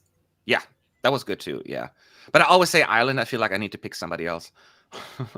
No, you don't have to. Like, they will need every praise that they'll get. We have to Yeah. make believe. Yeah, that is true. Do you? Somebody asking, do you think Belgium is a safe qualifier after staging? Well, we voted on that earlier, and it's probably a little bit too soon to say because we haven't seen the whole product yet. It's really just first impressions. Is anyone feeling on the chat like saying Belgium 100% in the chat? No. So I think that answers your question.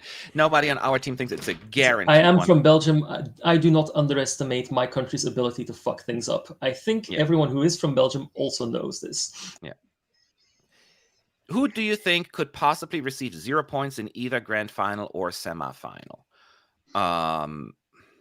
So in semifinal, it's too early for me to say because we haven't seen the whole products yet, or even like any like camera work. That's just really hard for me to speak. Is there any song that I could see is there any song that you guys can think of could potentially 0 points? I think Iceland or Yeah. Spain. Iceland or Spain? Yes. Spain would not get any televote. I can see the jury vote potentially, but the televote? I don't see why anyone would vote for it. Oh yeah, but you're straight. Of course you don't.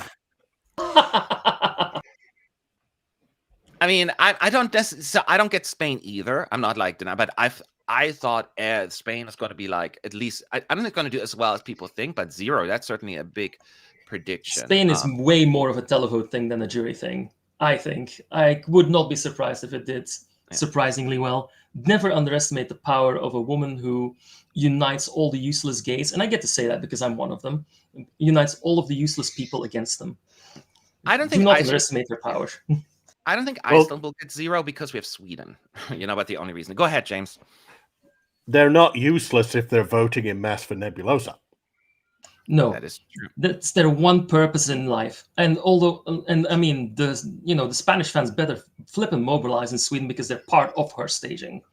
They better be singing along, all of them. That's your one purpose in life, ants. Come on, up. Lots of people say Azerbaijan in the chat, so I don't know if that's going to happen. I think it has a little bit more of an appeal. But before we can, thank you so much, Groupie, for the super chat. Marina has a Pro 5 camera attached to her hand. She is known for using it in her lives. It's one of the surprises.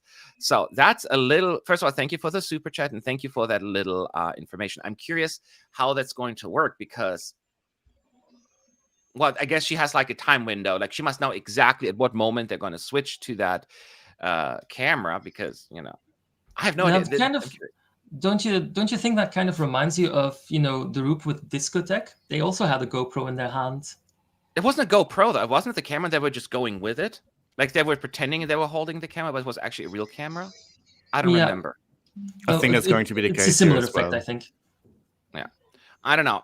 We'll have to see because it's going to be very difficult to connect with that. That could be an issue. Like I don't know if I have to see that because I would think from an EBU producer perspective, switching to that camera could be an issue. So we'll see. We'll see. But thank you for sharing that. That's very interesting.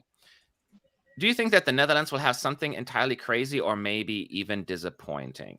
I mean, disappointing is, of course, subjective. But do you think Roy in particular, that the Netherlands could have something a little bit over the top? Do you think they're going? Oh. Do you think they're going to go super crazy, like everything but the kitchen sink, or do you think what they're going to do? Oh no, it will be crazy. It will definitely be crazy. How far they go, I don't know yet, but it will definitely. They haven't be given us anything at new least. in the media, in the Dutch media. They didn't reveal anything. We only know that 2 guys will be with him, 2 of his friends, which are I forgot the other guy's name, but the other is called Stuntje, which is like a weird comedic guy. It's and the guy who holds the 12-point sign is the other one, I believe. Yeah, in the video clip. Uppy something. I don't know their names either. That's the name. Okay, next question. Who is going to be the rest of the world's top 3 for this semi? Woo! Okay, I'm gonna everybody look at the list of semi 2. And this is not our final one. Yeah, it's just based on current impressions. Who would be at the top? I'm going through it right now. Rest of the world, right? So what we think. It's going to be the rest of the world's top 3 for the semi. The 2 countries that won the rest of the world vote last year. Yeah. And someone else. I don't know which one. Yeah, that's going to be tough. The rest of the world. Yeah, I would see. We have so little information on rest of the world except for what happened last year, and it really comes down to which countries will vote. You know, which will be the more dominant countries. Who do we remember the breakout of countries last year? Did they give that to us? Yes. Well, no, but I know that the rest of the world vote was won by Israel in the semi and in the final, and the other semi was won by Albania. So it would assume that those 2 would be high up there. Yeah, but Albania never know. But yeah, it's a diaspora vote happening in the rest of the world vote for Plenty of Kosovars everywhere, and they're obviously voting for Albania. They're not going to vote for Serbia, that's for sure. Matt, will you vote the rest of the world? Hell no, I'm not going to pay for this. Again, I said that earlier. Plus, I feel like I should stay out of it. James, will you vote in the rest of the world? Oh no, I'm from Yorkshire. I'm not paying $1.20 to vote. You kidding me? Is going to hack into the system from the UK to ensure that they all vote for La Noia. That is funny. Yeah, so I will not pay either. Oh, another super chat. Thank you so much. Mark Dow, what's up? I heard of you before. Hi, guys from Manchester. Many memories of hosting some ESC team in 23. Roy, Melanie, Sean, and Connor. They're still traumatized by that experience, right? Oh, it was so amazing to hang out with Mark as well. It was I'm such so a sad lovely because I wasn't there apartment. yet. And I mean, Eurovision should have been in Manchester because that would have been so much better. But it was still a wonderful experience, and Mark is such an incredible host. So yes, all the love. Thank you so much for hosting my team. That was really nice. I would have been there too, but I didn't come in until like that Sunday. So good times. But thank you for that. So any more TikToks, please? No Georgia TikTok yet. What's the latest that we had? Just Spain, San Marino, right? Latvia and San Marino. We're waiting for Georgia, Belgium, and then Estonia, and then we'll wait until the Norwegian write-up comes up. Yep. So I will be running up the Irish vote in the rest of the world. You go for it, Tiger. What is your favorite Eurovision song ever? Does anyone have a favorite song ever? My answer is I don't have one. It's difficult enough for me to pick one every year, then let alone like of all time. So I don't have that, but some people do. Anyone on this team has one? Yes. Okay, let's go with James first. What is yours? We're going back to 1958 for this one. Nel Blue di Pinto di Blue. Nice. That's a good one. How about you, Boris? What's your favorite? I just go by a rule of thumb because otherwise it would not be possible for me to pick a favorite. I'm just going for my favorite country or my favorite song in the year that I watched first. Okay. So my first year was 2000, and my favorite in that is Latvia. So my answer is Brainstorm. My Star. My Star by Brainstorm is my answer. That was a good song. I remember that because that was also early in my Eurovision. If I go by just pure sentiment, it is all of Slovenia, but specifically Sebi. But I go for My Star by Brainstorm. Anyone else has a favorite song of all time? Jasmine, Philip, or Philip? I do. I actually forgot what year it was from, but it's Sweden 2014. It's Undo. Undo. It's amazing. It's amazing. I get there was a bit of criticism, but It's a Was song there? I still can listen to. I think there was some problems with the staging as far Oh as yeah, I've that was heard. ridiculous. I Yeah. was there. It was ridiculous. I'm not sure if it was directly Christian Bjorkman, but definitely delegation, because I was thinking it was the semi, those light beams, Yeah. one of them just went just a half a second too late or something like that. And the delegation was insisting on having like a rehearsal clip used, and this is going to ruin their chance. And I'm like, shut up. It's like, no one cares about that one light that I didn't even notice it. It Yeah. didn't matter. So they were just all upset about it. And the EBU said no to the Sweden. Actually, I was like, whoa, you said no to Sweden? Those were the good old days. So that is what happened. Yeah. Jasmine, do you have one, or Roy? Yes. Albania 2018. Eugen Uspepamo. Oh, that's a great song. I never heard someone saying like the favorite of all time, but that's a good one. I That's also love one of the that biggest- pick. It's a bit Yeah. underrated. Actually, the first one I thought of when you said favorite song was Benny Cristo 2021 with Oh My God. It was the one that didn't even qualify. Really? That's also one of my favorites. In a song I never even on my radar, but Benny Cristo's always on my radar. You were there, Boris, right? For Melanie. Yeah, on the remember when you Melanie. came along on the rollerboards to our like little area with like on a rollerboard, and you tried to kill Melanie with it. Yeah, that was good times. I see some people in the chat saying Lana Moya 2004, good choice. Israel 2005, that's a beautiful one as well. Ukraine Wild Dances. So there's some good ones. Honestly, I live in the past because I love the song way before I was born, so I love the 70s of Eurovision and all of these things. So I would probably pick a lot of these songs, especially those I grew up with that my parents listened to when I was a kid, so there are a lot of like old German songs that are stuck with me that I basically grew up on. If I had to pick one that even my family here would really love in America, the favorite Eurovision song of all time is Germany 1975. Anyone remembers that one? If I say that? Joy, Yeah? Joy. Jasmine, what is it? I can't tell you the title, but I know that she has like huge necklace, and Yes. I'm always when I'm looking at that performance, I'm looking at that necklace, and that irritates me. But I love the song; it's a banger. I don't know the title. Joy Ein Lied kann Fleming. eine Brücke sein. Ein Lied kann eine Brücke sein. Yeah, so Und that's really eine- high up for me. und jeder And it Ton flopped ist big wie ein time. It was Stein. ahead of its time, actually. Yeah, So I think that is probably the best song from the 70s, if you were to ask me, or my favorite at least. Maybe not Yeah. the best one. ABBA is in there, but like Yeah. Everyone in the chat, by the way, they knew it immediately. You guys are so weird. Now, it's so amazing. Like that, getting that right away. Good. We like chat. Good. They're You are good. allowed to say. You are allowed. So I see some other Iceland 2019. A lot of people like Armenia 2016. I see Sweden 2015. And so there are lots of, there are thousands of songs, so of course there's going to be a big range of opinions. So let's do it this way while we're still waiting. I'm going to think about it, y'all. If you have Just don't want to hear my favorite? Oh, sorry, Roy. Go ahead. What's your favorite? Okay. It's Fis Ladniar. Fis what? Fis Ladniar. What do you, what, The name, metal that's- song from Hungary 2019. Oh, okay. I forgot the name. Yes. Really? Oh, 2018, by the way. 18. Yeah. 18. 18. Yeah, I didn't remember the name, but yeah, so I know, yeah, that one was good as well. Let's switch it up then, since Sweden is hosting the contest. Do you have what is your favorite Swedish entry of all time? If you know one, raise your hand. I have mine while you were thinking. I need to look at the I've list, but already I'll said find it. mine. I've already Phil- said mine. Oh yeah, undo. I forgot about that one. Philip already has his. Mine is, I'm going to test you guys and also the chat. Okay. 1989. What song is that? I mean, I'm looking at the list. So and You don't look Dog. at it. If you're looking at it, then don't tell No, me. and I wanna see Dog, the- right?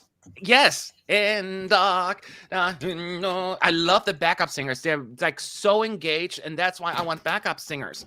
I love that song. It's just, I love it, love it, love it.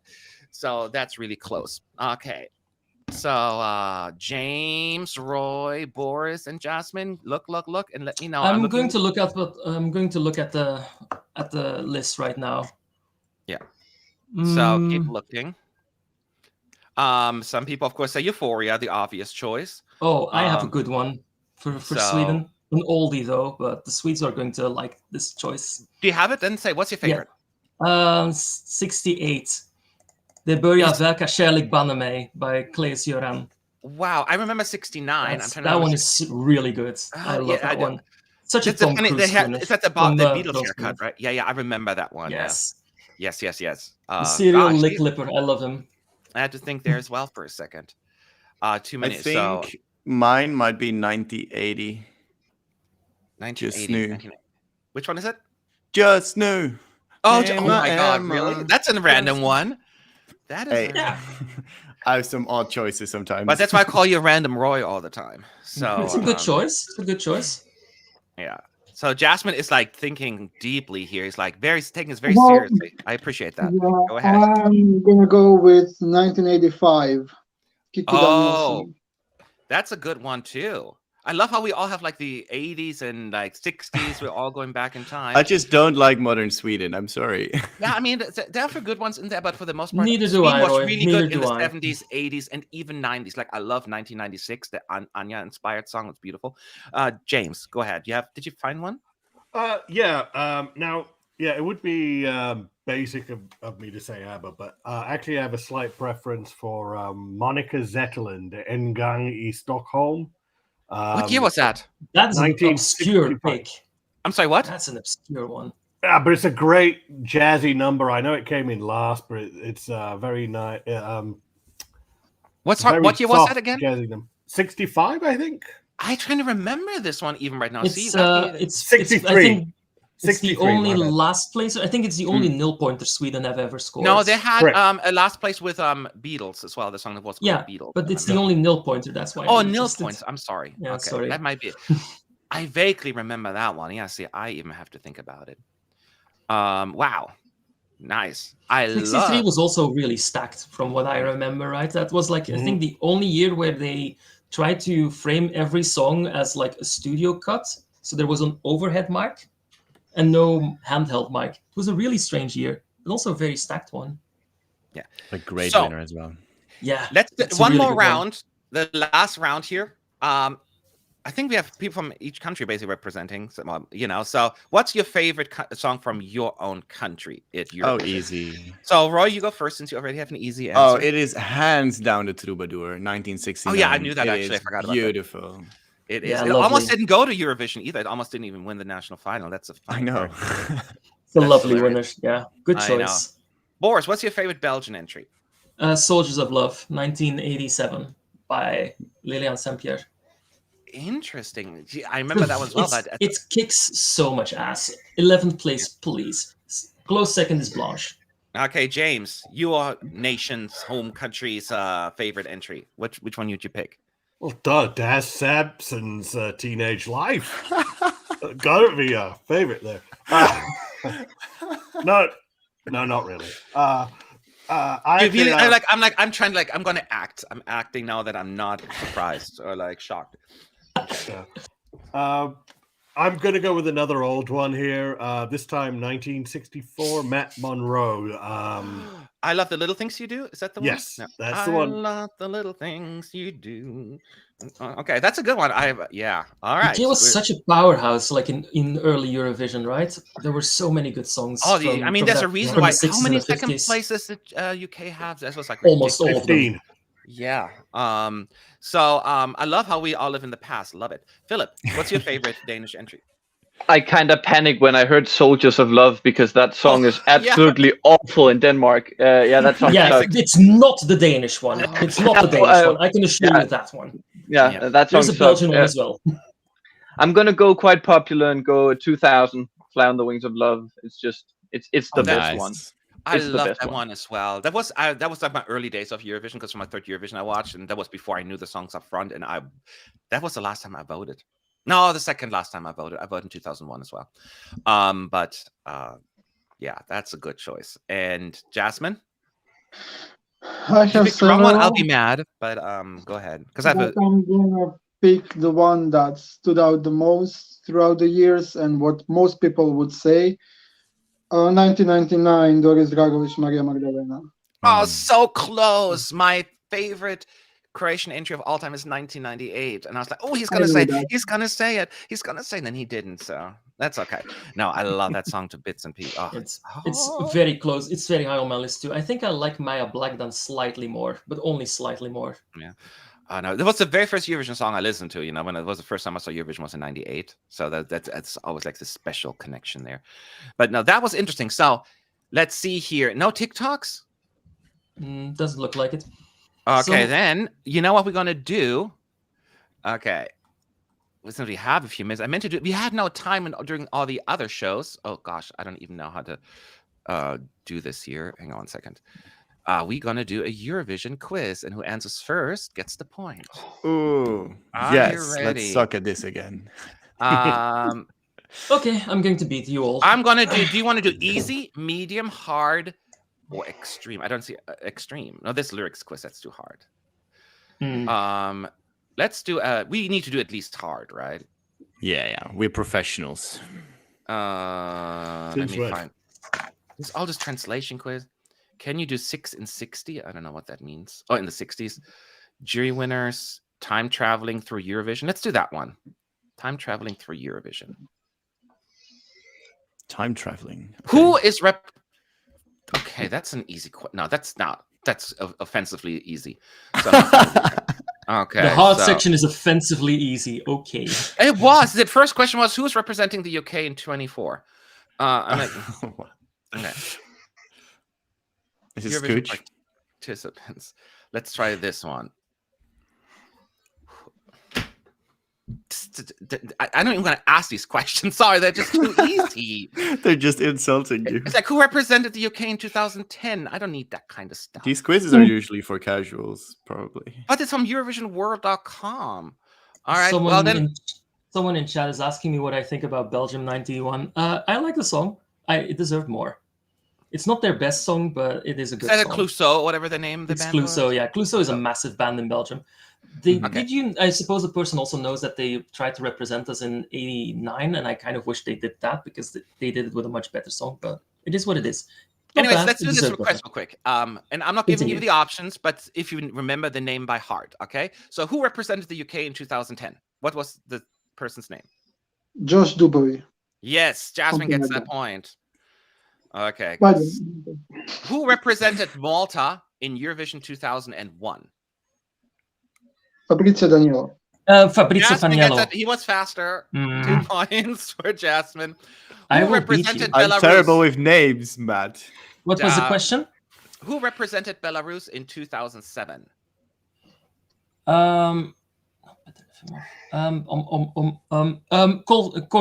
What is his name? Like, work your Koldun. magic guy. Koldun, yes. God damn it. Yes, Koldun. That's correct. Okay, Jasmine that's is technically smashing then us. Boris, huh? Since he got like the. No, I'm sharing with Yasmin. Half a point Okay. each. We came up with the name. Oh wait, we gotta bring in Alessandros. Hello. Hi, Alex. Kalispera. Hello. We're gonna finish this quiz real quick. Feel free to join in if you happen to know the names. Who represented Azerbaijan in 2019? 2019. Oh, the year after. Come on, what's the name? Oh my God. Was it? No, it was not Dihash. It was Chingiz. Yes, we got the Yes. winner. Oh, I couldn't come Boris up with his catching name. up. That's right. Jasmine, That's right. keep it up. Yeah, I was thinking glittery chest. And Using I was your like, lead. Yeah, You're using- I was seeing the staging, but not the name. Yeah, it Who was achieved- Azerbaijan. That's a different question now. Who achieved the best Eurovision result for Estonia out of these options? So I'm going to read you the options and you tell me, okay? Okay. Is it Uku Silvestre, the lucky one, Victor Krone, Storm, Juri Potsman, Play, Partners in Crime, Geli Padar, or Sun Tribe, Let's Get Loud? Victor Kron. Yeah. He's the only Yes. one who made Yeah, the Victor final. Krohn, right? Yeah, it's the only one that made it to the finals, yeah. Yeah. Yeah. Okay, same thing. Which of these achieved the best result for San Marino in Eurovision? Okay, that's going to be too easy. Serhat, say na na na. Serhat. Yeah, we all Yeah. knew that one. Yeah, that's the answer. Yes. Who was the first participant for Finland in Eurovision? Oh, Is it Aslund? That's not an option. I don't even Okay. remember the No. name, so I don't even know the the answer first to this. participant, right? Was it Marion Rung? No, Not an it was option. It was someone who participated. Do you want me to again, I read you the think. names and see if you can come up with Yes. it? Lordi, No, Sebastian Rehmann, no. No. Laila Kinnunen, Yes, that's the one. Are you sure? I'm not even sure. Read the Jesse last one. Markin, Jesse Nope. Markin, Jesse or Mark was in the Lasse, national final. or Lasse Martinson. It is Lila. It was a woman. Yeah, it was a woman. Okay, we click on Lila, and that is correct. Who came 23rd in the final of Eurovision 2017? 23rd. I Is know. that- What are the options? Well, let's think first, and then I'll give you the options. Well, okay. Process of elimination. Could it be Israel? It was not. It was someone Israel is an low. option. I was Yeah, I thinking think that it too. could be Israel. Let me think about it. That's Imri, right? Last Huh? was Spain. Second last was I think. No, he got it came- right. I know it's Israel. Point for So, Alexandros. Yeah, he got it. Yeah, because what are the options? Let's see here. Croatia, no, they came like 13th, right? Azerbaijan, she came. Oh, that could have been an option as well, I guess, but no, I knew it was Israel. Estonia didn't even make it, and Ireland didn't make it either. So yeah, there you have it. And the last question for this one: which of these achieved the worst result for Poland in Eurovision? Mhm. The worst Okay. result. Okay. Magdalena, Tool, Jestem, Rafal, The Ride, Lydia Kopania, I Don't Want to Leave, Martin Mrozinski, Legenda, or Iktroye, Follow Your Heart. I think I know the answer. Magdalena. Yeah, She came last, right? She came Yeah. last. Yeah. Yes, Yeah. that's why. Justin. Oh. Yep. And we got 9 out of 9. Wow. Thank God. Good That was- effort, everyone. That was too easy. I mean, not that easy. Some of them were actually more tricky, but good teamwork. To be fair, for someone who does not follow Eurovision as obsessively as we do, this is a really, really difficult quiz. Oh yeah, for sure. For sure. Okay, and if you guys and now in the chat at ESC United, I'll keep people guess along in the chat. Actually, that's kind of fun. I see like some of the answers there as well. And 23. This one, let's stick to 124 quiz because it's black, meaning extreme, and it's a 24 artist quiz. So let's see if you know 24 well. Okay, because Okay. I will be sucky at this one. That's okay. You're Baby hosting. Lasagna previously took part in which edition of Dora? 2019. What did you say, yeah. Jasmine? 2019. 2019. I wouldn't know. I And thought it was yeah. 17 or 19. Yeah, it Yeah, was that part would of have a band, 19 would have been my right, Jasmine? guess. 17 part was of a- internal. No, He was 19 part is of a correct. band, right? I Yeah. clicked it already, and 2019 is correct. Okay. Ollie Alexander, first #1 album with Years and Years was named. Oh, Anyone knows the name of the album? Come on, y'all. Isn't it just like the title track of the big song? Wasn't it just No, King? that's not. was it just No. Ollie Alexander? No, it I can wasn't, read you the right? options, the 5 options, Do. if that Yes, helps. please. Night Call, Send You a Prayer, Palo Santo, Try This Year, or Communion. If anyone in the chat knows, feel free to let me know. I do not know that. I don't know the answer. I didn't. Where is Nightcall? William? He knows this. James, you should know this, right? That's your. Yeah, James, Oh, you should. The obvious years and years fan, James Maud. Yes. Yes. Someone in the chat says something. I'm not gonna. Go ahead. Is it Palo? What? Palo Santo? You say Palo Santo? Do you want me to click that? I don't Because know. the chat says something different. If you don't know, the chat says communion. So let me click that. I'll go. I with see the chat. someone saying King as well, so I wasn't completely off the. Communion is correct though. Yeah, no, I don't even know. I All right. didn't know Alexander. So, all right, let's go to Switzerland. Nemo rode a train from Malmö from which Swiss city in the Code's official music video? Oh. Okay. Anybody? Do you want me to give you the options? Options would be What was nice. the question? I Options wasn't would paying be nice. attention. Zurich, Geneva, Bern, Lugano, Lausanne. And the question is, from what Geneva. city did the train depart? It's Zurich. Yeah, Nemo rode a train from Malmö from which Swiss city in the Code's Zurich. official music video? Zurich. I saw the I ticket. will say Geneva. It So was you get Zurich. one Genoa, one Zurich? I would think Genoa. Zurich, too. Geneva? What? Zurich? You sound more convinced, Boris. I saw it. It was Zurich. Okay. And then now watch it be Lugano. I'm going to click Zurich then. Yeah. Zurich it is. Good job. Theodora named her song Ramonda, which is A flower. A flower? Let me see. It's not an option. Oh no, it says a certain plant species native to Serbia. Yes, that's the one. Yeah. It's that a the one? species of lilac that is endemic to Serbia and is only found there. So I don't have to read the other options. That you're certain that's the one? Positive. Yes. Okay, then we click it. Yay! Karen. I hate being wrong. So there you go. All right. Saba is Denmark's first what? Oh, I need to read you the options, of course. Saba Yeah, is probably. Denmark's first. Yeah. First. So this is funny. Female artist in Eurovision since 2016. That can't be right because we No. had Anya. Anna Nielsen. We had the 2019. We had like 20. Yeah, Leonora. that's not it. Is she the first American artist in Eurovision? Is No. she American? No. No. Nope. Okay. Is she the first black solo artist in Eurovision? Yes. I think that's think it, so. I right? think so too. Is she the first Eurovision artist since '97 to sing in Danish? No, because I know we had No. at least 21. Yeah. Eurovision artist to sing in Greenlandic? No, she's not. Nope. She's not from The there. Not even- Greenlandic No. language that says sand. Yeah. I know, Yeah. right? No. So it's black solo artist in Eurovision. Correct. Yeah, she's Kaline's Ethiopian. I believe. entry from Austria, of course, is similar with last year's entry in which aspect? So What I are the guess they're talking options? about Edgar's Poe song. What's the similarity that those two songs It has have? the same stage designer, right? Mhm. Costume? Not an It option. was. They were I'm both gonna read you the written in. options. They were both written in songwriting camps.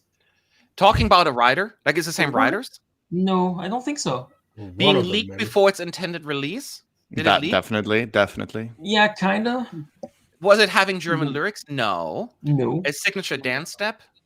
No. I don't think so. No. The official music video and audio being released on different dates? The Did it- leak did- is more. I Did remember Austria both leak of them this being year? leaked, right? Yeah. No, that was Wasn't not true. What? Poe was Did- not leaked. So Edgar What? Poe leaked. Did Poe got leaked, I think- definitely. Yeah, I'm but it was pretty not sure Poe released. leaked. It was not released. Poe It leaked, but it did was- Colleen? Did she Yeah. leak? Yeah, Yes. It's not like she's the I person, think but her 2 song. leaks. It leaked like 2 months before. Okay, And it so then went I'm gonna viral click that. on Twitter. Okay. So yeah. Yes. Woo. All right. Luna's entry is Poland's blank entry in English in a row. For Poland, I guess, huh? Mm. So when was the last time they had a Polish entry? 2014. 2014? Slovenia. Yeah. No, Palische was the last one.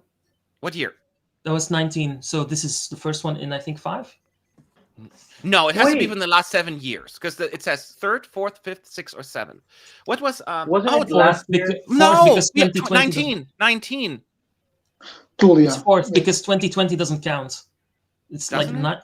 Well, they didn't have No. England 20. Well, I don't know if that counted or not. That's a very good question. If it would count, would be 20. They are probably counting it. I think they're counting it, right? think Because they're it was an counting it. entry. Yeah. Yeah. 20, 21, 20, 22, 23, 23. 23, 24. So it would be 5. Must be if the they counted 5 is an 2020. Yeah. option. It's okay. So it's 4. Yeah, that counted it. They did count it. Yep. All right. Hera Bjork tried to participate in which Eurovision editions aside 2010 and 2014? I think I know this. I know at least 2009, and therefore I have the answer to this. 2019 also. Yes. There's one option that's 2007, 2009, and 2019. That's the one. Yeah, it has to be. So, 19, yes. we'll go. So that one we got immediately. Sarah Bonici qualified for the Maltese final from which XOW? What's Oh. XOW? Yeah, it's like a heat. They had like a weird auditioning heat system where like some qualified from the heats to. Oh, okay. She was in the grand first final. one. She was in the first one. George's TikTok is out now. We have a Okay. new TikTok. Apparently Oh! pictures from Norway also. We'll come back to According this. to chat. What? According also pictures, the first pictures from Norway. No, the description only. The description, Okay. yeah. Pardon me. Okay, let's do this. Okay. Share.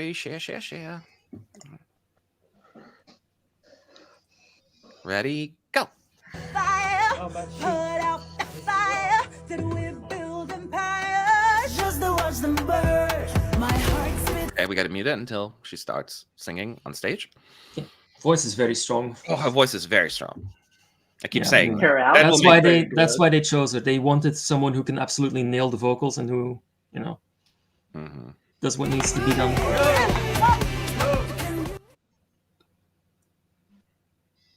She looks super excited too. So there's the platform that she's on. It- It looks like the platform can rise.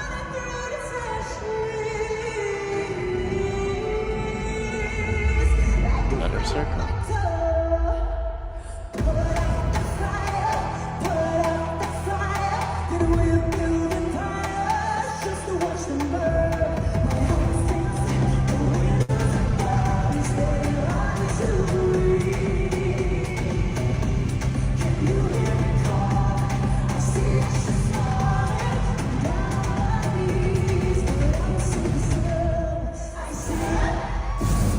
Whee! Oh, that's All right. That siren is always so tacky. It takes me out of the performance.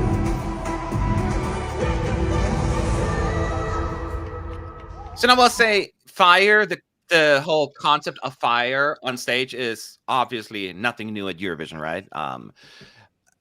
It looked good to me and it had really cool moments. It's not necessarily the most innovative staging, but the song kind of asked, I guess, for it. What do you guys think, Roy? It's just like I said before, it's basically what you expect for such a staging. I do think her outfit might not be the best choice because it kind of got a little swallowed by all the orange coloring in the background as well, maybe. But yeah, it's basically what I expected in a way. It looked quite good though, with the dresses of the dancers as well. Yeah. What are you thinking, Alexandros? For me, it's the opposite. I really like the outfit. I don't know about. For me, it's not about the. It's about the song, which I'm not very. I don't get it that much. I don't like it that much. So the staging is good, but for me, it's very, let's say, basic, but in a good way. So. All right. Who else has the thoughts? James, you're making a thinking face. Yeah, a lot of cliches here, and again, this is they're throwing everything at it to try elevate what is, let's be honest, a crap song. They still can't get over dreadful lyrics, and she's doing this hand thing as well with the circle. The circle forms, and then we're putting out fires, but fire comes out of the circular thing. And I sort of get hung up on that because it's like, well, the graphics are doing the opposite. You know, if you're putting out the fire, shouldn't they be sucked into the circle, not the other way around? Yeah. Danny makes a suggestion to take the staging literal. Basically, her backing singers should have been firemen's uniforms. Everyone would have remembered that. What do you think about that, Philip? You think that's too much, or would that have been a clever idea? It's kind of gimmicky, but maybe just a bit of fun would have helped it. I still find it incredibly forgettable, but maybe. Well, you guys did stand literally, you know, in Denmark, you know. So, but I'm just being silly here. But yeah, so, I get it. It's maybe a little much. Yeah. No, I'm just agreeing. Yeah. Yeah. Jasmine, what are your thoughts? Well, as somebody already said, it's a cliche approach to this kind of song. It's exactly what I expected. It's nothing that we didn't have in our heads. So it is good for what it is. Like, she is great and she can sing it. And I believe that she can get some points based on that as well. It will be well executed, in my opinion. And overall, it will look good. But again, we have that question of the song is not very good, let's call it that way, but she is good. Has anyone changed their mind, or like after seeing this, better or worse for Georgia, or is just kind of the same? Like, just anyone has a change? For me, it's the same. For you, it's the same. Yeah, same for me. It's kind of expected. It's not bad staging. It looks very fiery and fun, right? It's not necessarily the most innovative staging from what I mean. Maybe on camera looks great, but I don't think the song is the most innovative either per se, but I think who was it? You, Jasmine, or no, Philip? You said that earlier. Like the song just won't stick with you, No. and I have the same issue. Like if you ask, no, I remember not the fire, but just because I listened to it 2 minutes ago, right? It's just that song and Albania. Those two songs refuse to stay within my brain, and it's just fascinating how that goes. Same. So, but before we Norway's write-up is there, so let me refresh here. Uno secondo. Is it? Oh, there it is. Okay. The two more rehearsals today. The unit is a folk. We are not expecting a dance break. Okay. What we are getting is the whole dark, witchy mood of the song. Very similar to the band. How do you pronounce it? Gate? Gote. Yeah. Gote performance at Melody Grand Prix, but on an epic Malmö scale. A low, slow spinning platform with some rocks and trees, like a goth terranium, backed by spooky swirling graphics, lots of atmospheric lasers and green spotlights. We've seen lead singer Gunhild in lots of amazing outfits over the pre-party seasons. Today, she's wearing a dark green white trousers with a matching top that designed to look like she has leaves woven across one shoulder. Final chorus, guitarist Magnus throws his guitar high into the air and then catches it. We only can imagine how much sacrificed for this big finish. This is one of the harder performances to describe today because it's pure atmosphere, a mix of pounding drums, building vocals, and Gote giving it everything. Photos coming so lots of low swirling fog has been added to the stage in the final run through. So I will ask in a second. But Connor's here too. Hey Connor, I'll talk to you in just a second. Hi. I know, Roy, you are a Gote fan, right, Stan? So what do you think based on the description?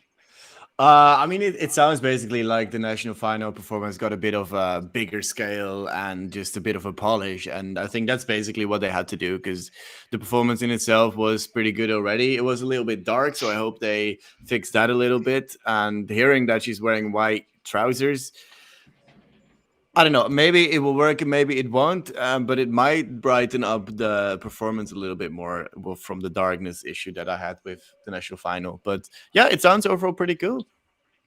Okay. Any other Norway fans out here? Boris, what are your thoughts based on hearing this?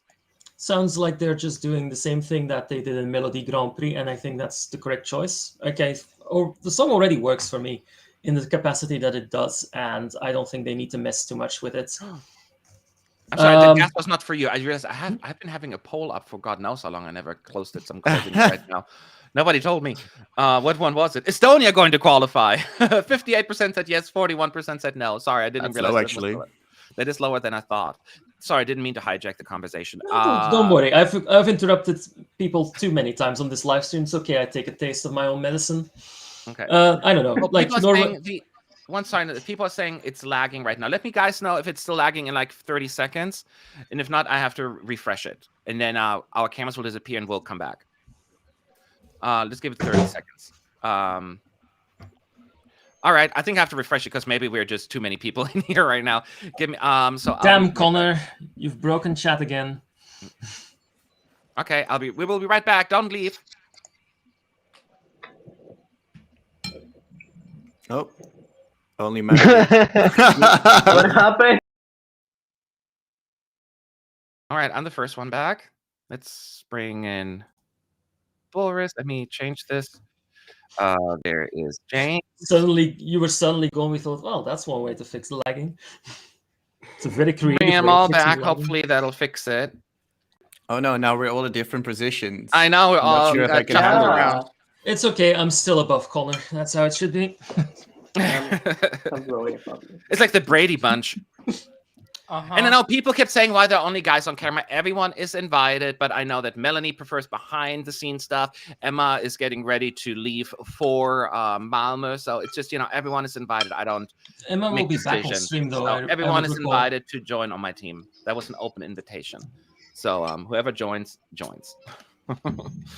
So I cannot control this. What was the last thing we talked about before we crashed? Oh, Norway. Boris, did you finish his thought, or where were we? I mean, I was more or less finished. Mother is ready to mother, and I'm going to answer as her son or surrogate son by casting 20 votes for Norway, probably, most likely. Okay.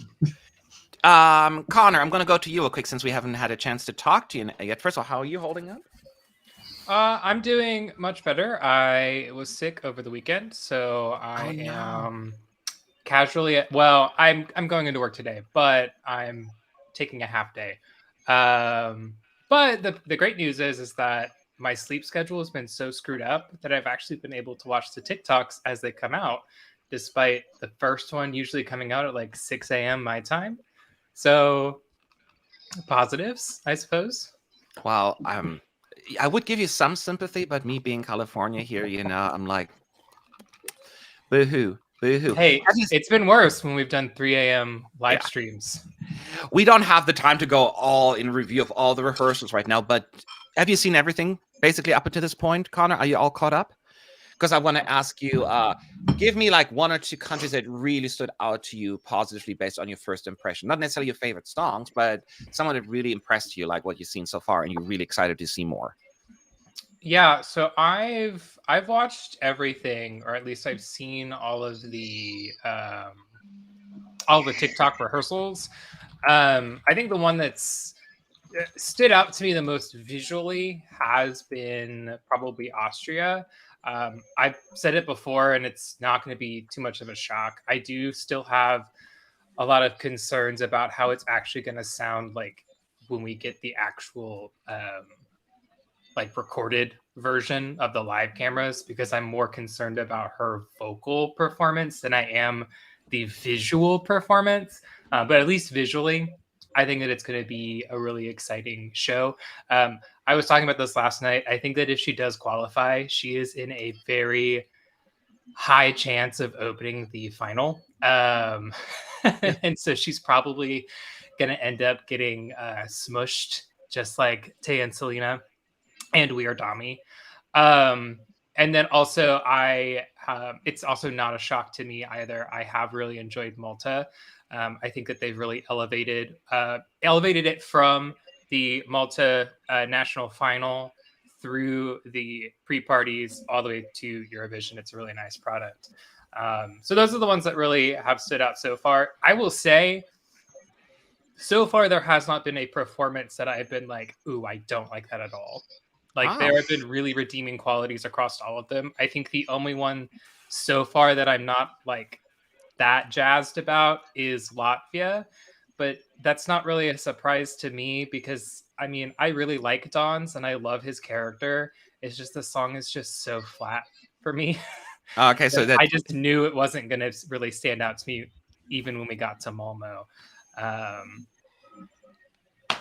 Yeah. Is it weird for you? Because, last year you were in Liverpool throughout the entire experience, now being back home and watching and experiencing all, or how does it feel? It is a little different. I will say I don't mind it as much. Ironically, what happened to me this past weekend is what happened to me after Liverpool, where there was too much going on, too much stress, and my body just kind of crashed after working too hard.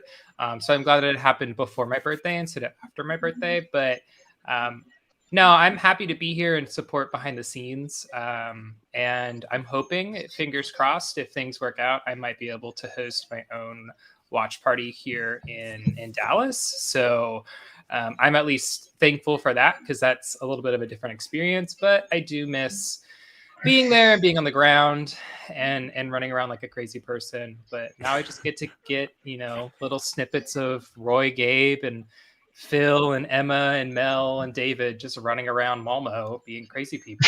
So I know, right? I still get to enjoy it.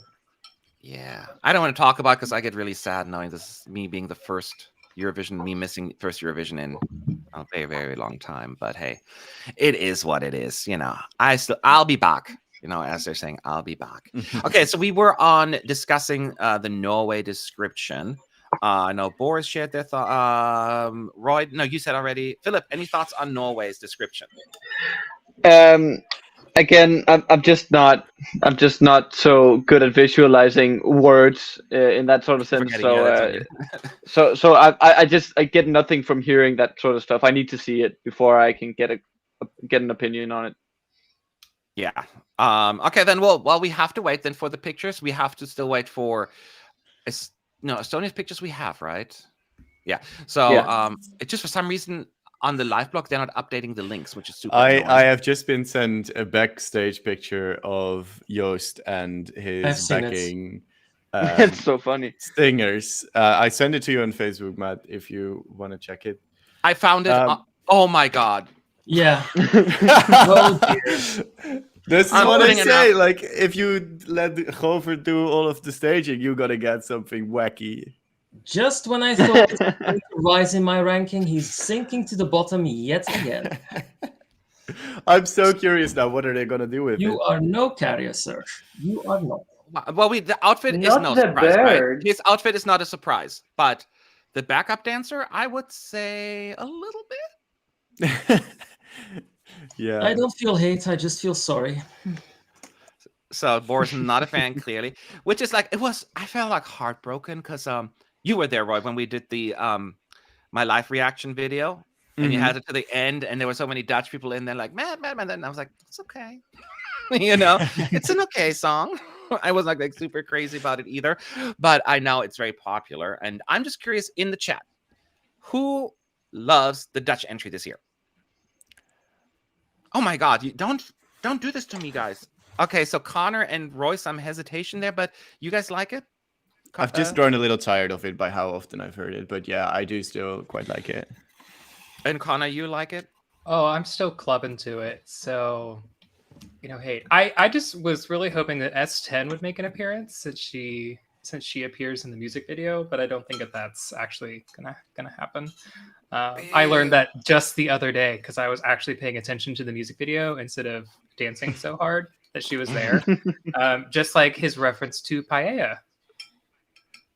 Yes. Yeah. So, but it's going to be crazy, and we'll see how. It's a big risk. I think Netherlands also has the potential of kind of, what am I going to call it? Actually exceeding expectations is in the televote, but it also has a potential of kind of underperforming as well. So it's a little bit. Some people are so convinced it's going to do really well. I'm not quite there yet. Obviously, we are not going to have to worry about qualification or anything with Netherlands, especially with the running order. But I'm not convinced that this is like a guaranteed success, especially with the juries. But people said something similar. I mean, Finland was drowned last year a little bit by the juries, but he still came 4th or 5th. What was it again? Something like that, right? With the juries? 5th. So Yeah, 5th, it was 5th. Yeah, so it wasn't horrible, but it was just not. It was enough to have that unsurmountable lead that Lorraine had in the jury vote. It was just impossible to catch that. But in a different lineup, he could have, made the difference. Like in 2019 in particular. Just asking everyone in the chat, raise your hand, and I know it's really just you don't know, right? It's just for fun. If you think. Because we have the option of having, again, another landslide winner, or going to have a really 2019 repeat, if you will. Who thinks that we will most likely have a runaway winner this year? Raise your hand. A runway winner? A runaway winner, like a winning by a landslide. No. Nobody. Okay, so that's what I thought as well. So we're all kind of on the same page on that one. I think it's going to be a little bit closer. So just out of curiosity, as of right now, things can change. If you had to pick a jury winner right now, just a jury winner, who would it be? Just the name, only one. Boris, who's going to win the jury? Switzerland. James, who's going to win the jury? France. Jasmine, jury winner. Come back. Okay, Connor, jury winner. I think it's Switzerland. Okay, Roy. Jury France. winner. 2 France, 2 Switzerland. Philip, jury winner. I'll help with the Switzerland vote. Okay. Alexandros, Switzerland. Oh, no, it doesn't have to be those two. Who's going to win the jury vote? We say Greece. Probably Italy. Oh, we got an Italy curveball here. Okay, then I will say France as well. So we got 3, 3, 1. 3, 3, 1. 3, 3, Jasmine, 1. no pressure. You wanted to go last. You are the tiebreaker. Who is Well, going to win the jury vote? Switzerland. And he's gone. So I'm here. I'm kidding. So Switzerland is 4 Switzerland, 3 France, 1 Italy. So there you go. That's what we now. Who is going to win the televote?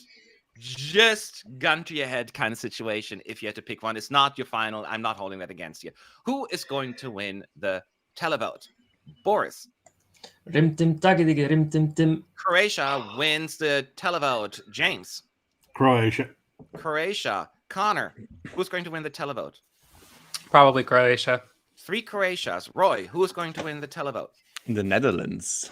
Oh, there you go. Philip. Who is going to win the televote? 12 points to the Netherlands. Yep. 2 Netherlands now. Okay. Alexandros. Who is going to win the televote? That's tough because I can't say Italy since I said there won't be a landslide winner. So I'm just gonna say Greece just to be different. Yes! I hope you would. He is the wild card. Good. Okay. You will not be murdered Jasmine. today, my friends. Who is Croatia. going to win the televote? I'm hoping Croatia. I know, like, you're not allowed to vote your own country, but you are actually in this case. I know you're feeling though, because I remember when Germany won, it's not going to win. Like, people just be quiet. I get it. So I will actually go boringly with the majority here as well. I think it'll be Croatia. Of course, we don't know the running order, all these things, so things can change easily. We haven't seen all of the stagings, but that is my feeling as well. So Croatia wins the televote, Switzerland wins the jury vote, and then we'll see who's going to win it overall, right? So that is interesting how we don't agree. Okay, the pictures aren't up yet for Norway, right? And there are no new TikToks either? No Belgium TikTok yet either, right? Okay, then we continue our quiz. Oh, yeah. So the last thing we've had was Sarah Bonici qualified for the Maltese final from which XOW? Show. First one. I'm sorry, It was what? The first one. It was the first one. Is that your final answer? Yes, I watched it. Okay, you are correct. You don't forget these things. All right. You just know when you lose your soul to watching Malta national finals. Bambi Thug has lyrics in Doomsday Blue in what language other than English? Is that just Gaelic? Harry Gaelic, option. I was thinking. It's Is Harry Gaelic in Potter there? Latin. Scottish Gaelic, is that in there? Oh, no, it's not going to be Scottish Gaelic. Is Irish? that Scottish? No, there's not Irish. I give you the options if I can pronounce them. Amharic. No. Sanskrit. It's going to be what language is Avada Kedavra from? Okay, read the options. Latin. I think it is. but I'm not Aramaic sure. or Scottish Aramaic. Gaelic. It's Aramaic. Avada Kedavra is Aramaic. Why do I know Amharic. this? Is that? I think it's I think it's Why do Aramaic. you know this? I used to be a big Potterhead until she became crazy. Oh, so I'm Oh. going to select Amharic. No, not Amharic. Aramaic.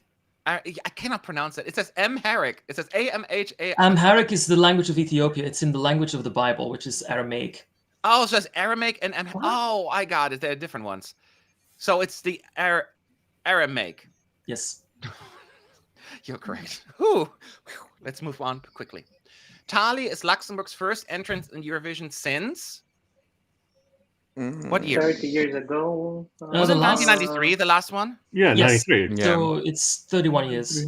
So 93. No, wait, 21 years. No, 31. 31. 31. So I cannot 93. count. Yeah. Where's I'm not Jonathan? good at math.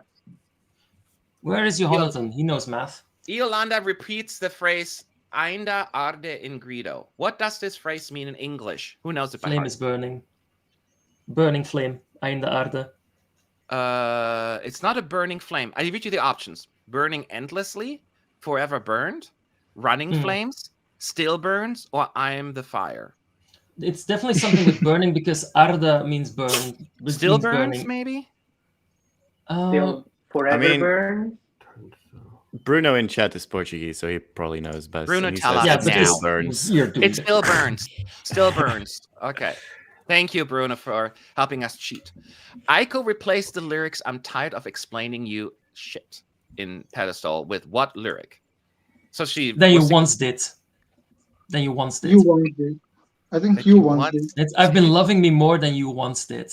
Then rather Loved you than once? I've been- No, wait. no, I don't she- see that. The original was like I think it had to do with your bullshit, and she replaced it with like you once more than you once did. Let me read you because I need the whole thing. So is it "I'm so done, throw you into a pit"? Probably not. No. Pathetic and I'm over it. No. Never true, always getting in a fit. No. Loved you once and you never get this gist. Nope. The gist. Or stopped giving in, done with it. Why does it sound like a Kids Bob translation? I know, right? I don't get the rhythm right because I don't know which part it even is. I know I'm that tired one- of. I'm tired of your bullshit. Yeah. I'm no, not tired of you. It says I'm tired explaining you shit. Is what the words were. Oh wait, where was that? That's the verse. That's the first Yeah, verse. it's I not a think. part. It's not a part of the chorus, which is where No. she also censored something. Oh, while you're waiting, I think somebody says Belgium's TikTok is up. Okay, let's see it, Toma. We'll I hold hope that you're tone. doing well here. I want to hear some belting. I want to hear I'm him going belt. to mute See if he myself can do because it. I'm going to scream. All right, and bring it up. Hang on, it's still black. Oh, I had to refresh it. Okay, so share. Okay. Yeah. Y'all ready for this? Still playing the game.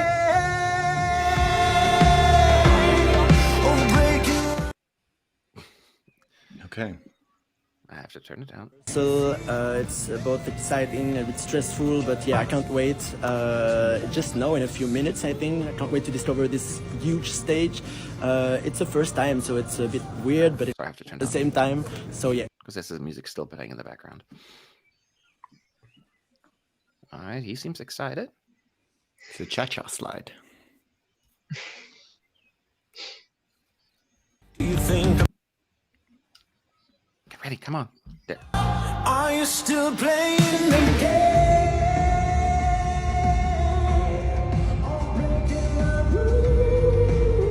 Think about it too.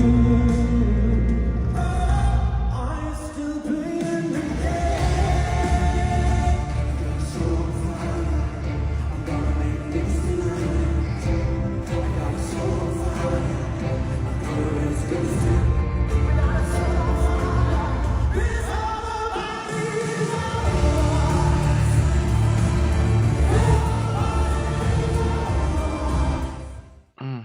Okay, your thoughts, Horace. Somebody else? Oh, is he on mute? Okay, am I on Voice hearing? is muted. Yeah, I forgot I muted myself. It happens. I really hope they can sell the illusion of grandeur. I really do. I'm not sure. I'm not convinced, but it will be hard to convince me.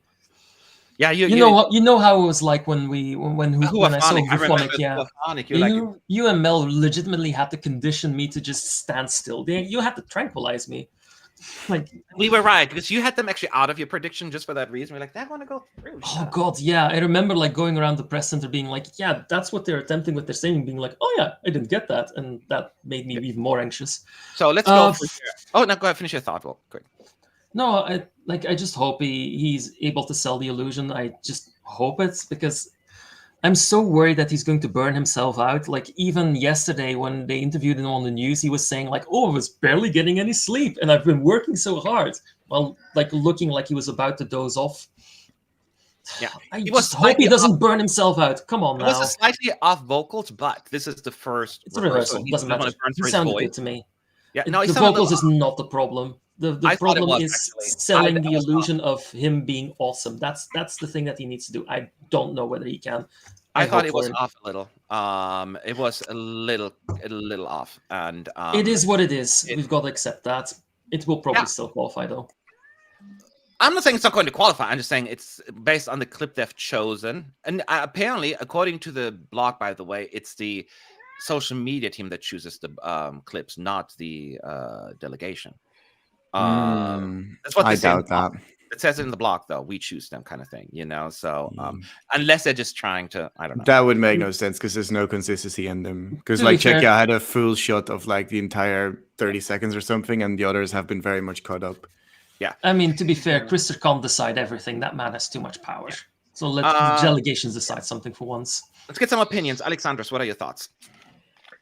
For me, because I liked the song before, like when I say before, not before the rehearsals, but like at first when the song came out, I really liked it. Now I'm kind of bored by it because like the final part where he says like when the party is over comes too late for me, and I'm already bored before that part. So the staging doesn't change my opinion on that from what we saw. Okay. James, your thoughts? So I'm only going to give you two very superficial thoughts here. One, he needs to get rid of that undershirt thing. It was kind of bunching up, and I don't know. I think he should just bare chest it, put Vaseline, glitter him, done. And then when the smoke first emerges in the clip, when he's at the microphone, and there's the sort of ball of, it looks like a ball of smoke drops out of his bottom. So I as I say, I only have stupid thoughts on this one. I'll take those. It's better that it comes out of the bottom than out of like his top chest, like it did with Riker. It looked like Riker hadn't taken a bath in years in 2016 when she represented Switzerland. Remember that? I don't know. What was that? One more time? Last of Our Kind, Switzerland 2016. She had like a smoke fest, and then like the fumes were coming from her chest. It looked like she hadn't bathed for years. Like she was, Pig Pen from the Peanuts. She was always squatting, that too. That didn't help. That always made me giggle. I was wondering what Connor was doing, but he was probably squatting. Yeah, I'm just last of our kind. It's a whole new world. Silence. We got Norway. Yes, let's go. So, as you can see, here's the first picture. Oh, that's a nice shot, actually, with the lighting. I expected light. There's Sean.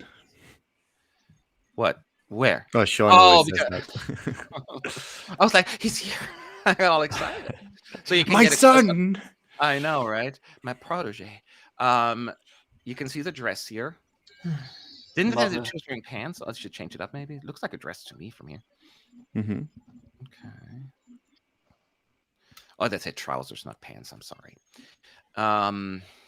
Okay, this is not a non-descriptive picture. It says lots of this. The way she bends almost looks like it's painful to me. Mm-hmm.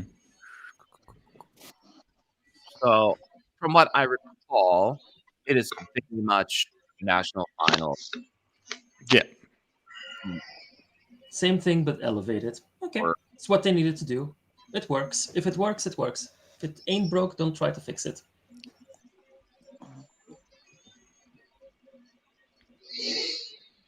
There you go. Okay. Oh, you can see the wheels. See, hopefully, I'm sure they're going to cut that away somehow because that looks a little distracting. But that's just a picture.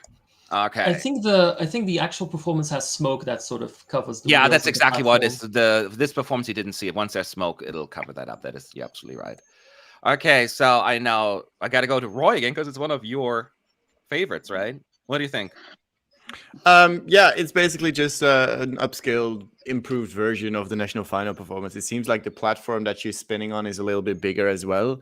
And yeah, I just think it will work pretty well. Like, there's not really much to add. The background LED had a bit of a different visual as well in one of those pictures. I think that looked pretty nice.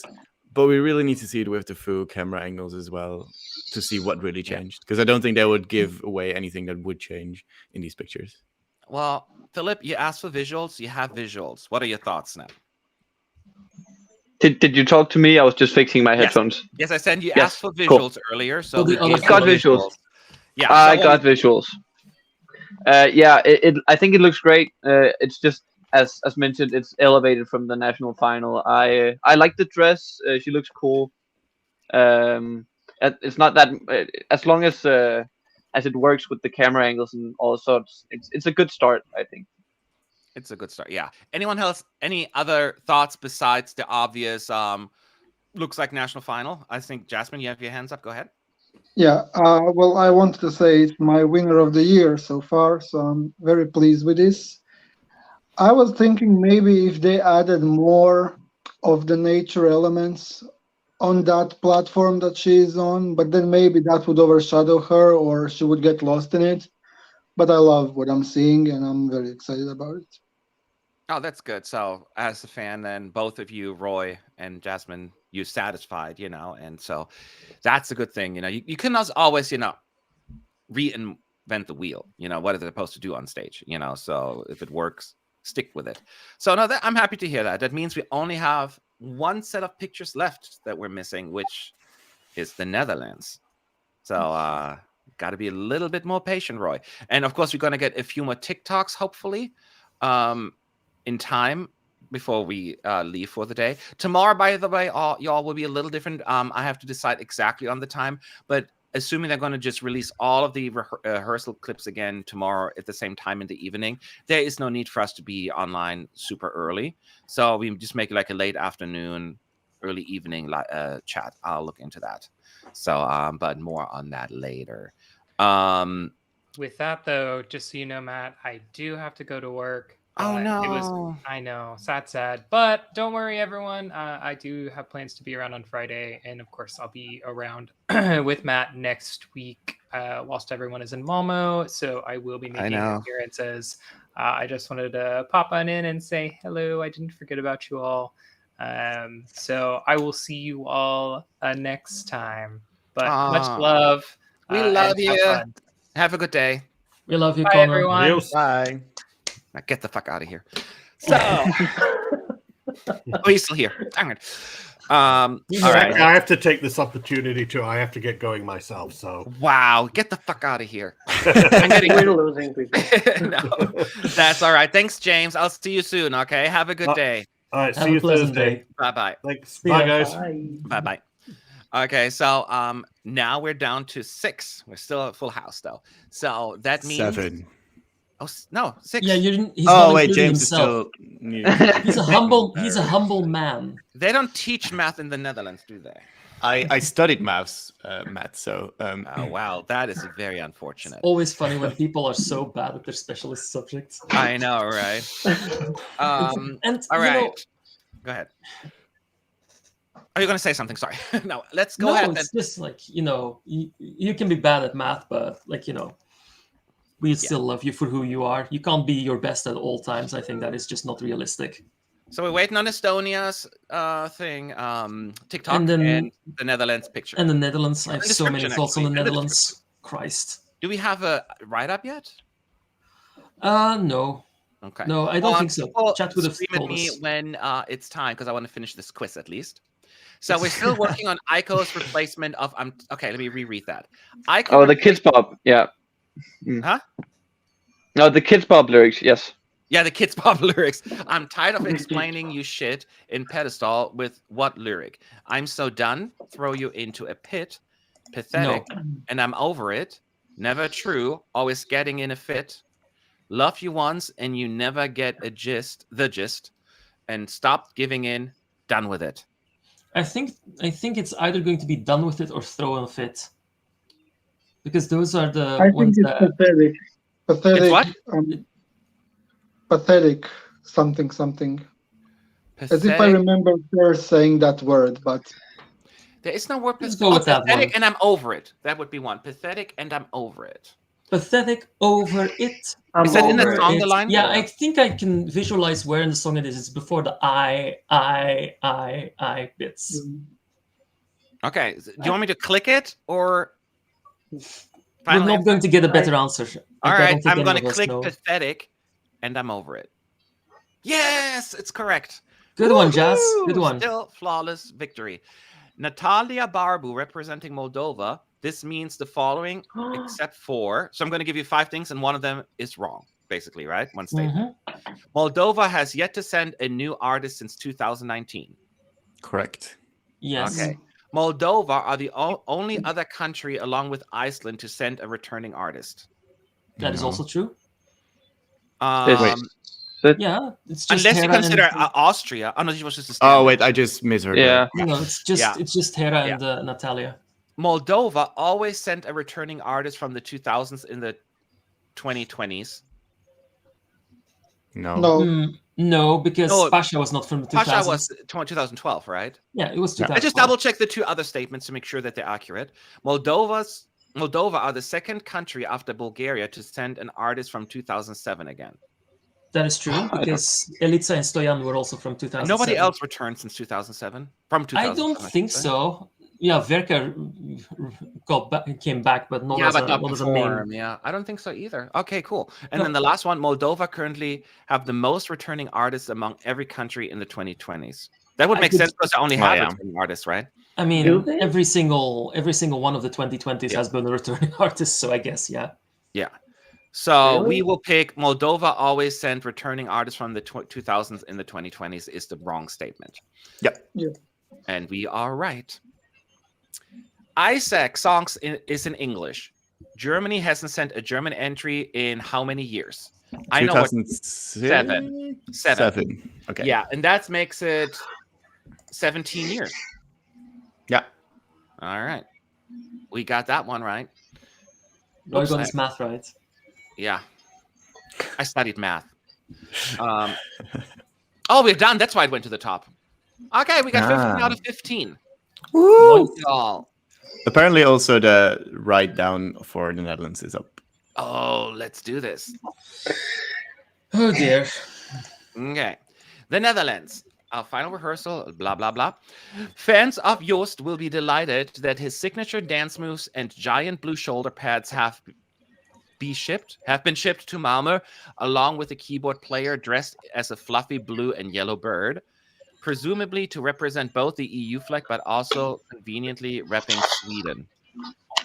The LED wall is a manic visual tour of the lyrics, and the whole thing is 3 minutes of infectious dance energy with Joost flanked on stage by 2 female dancers in white tracksuits.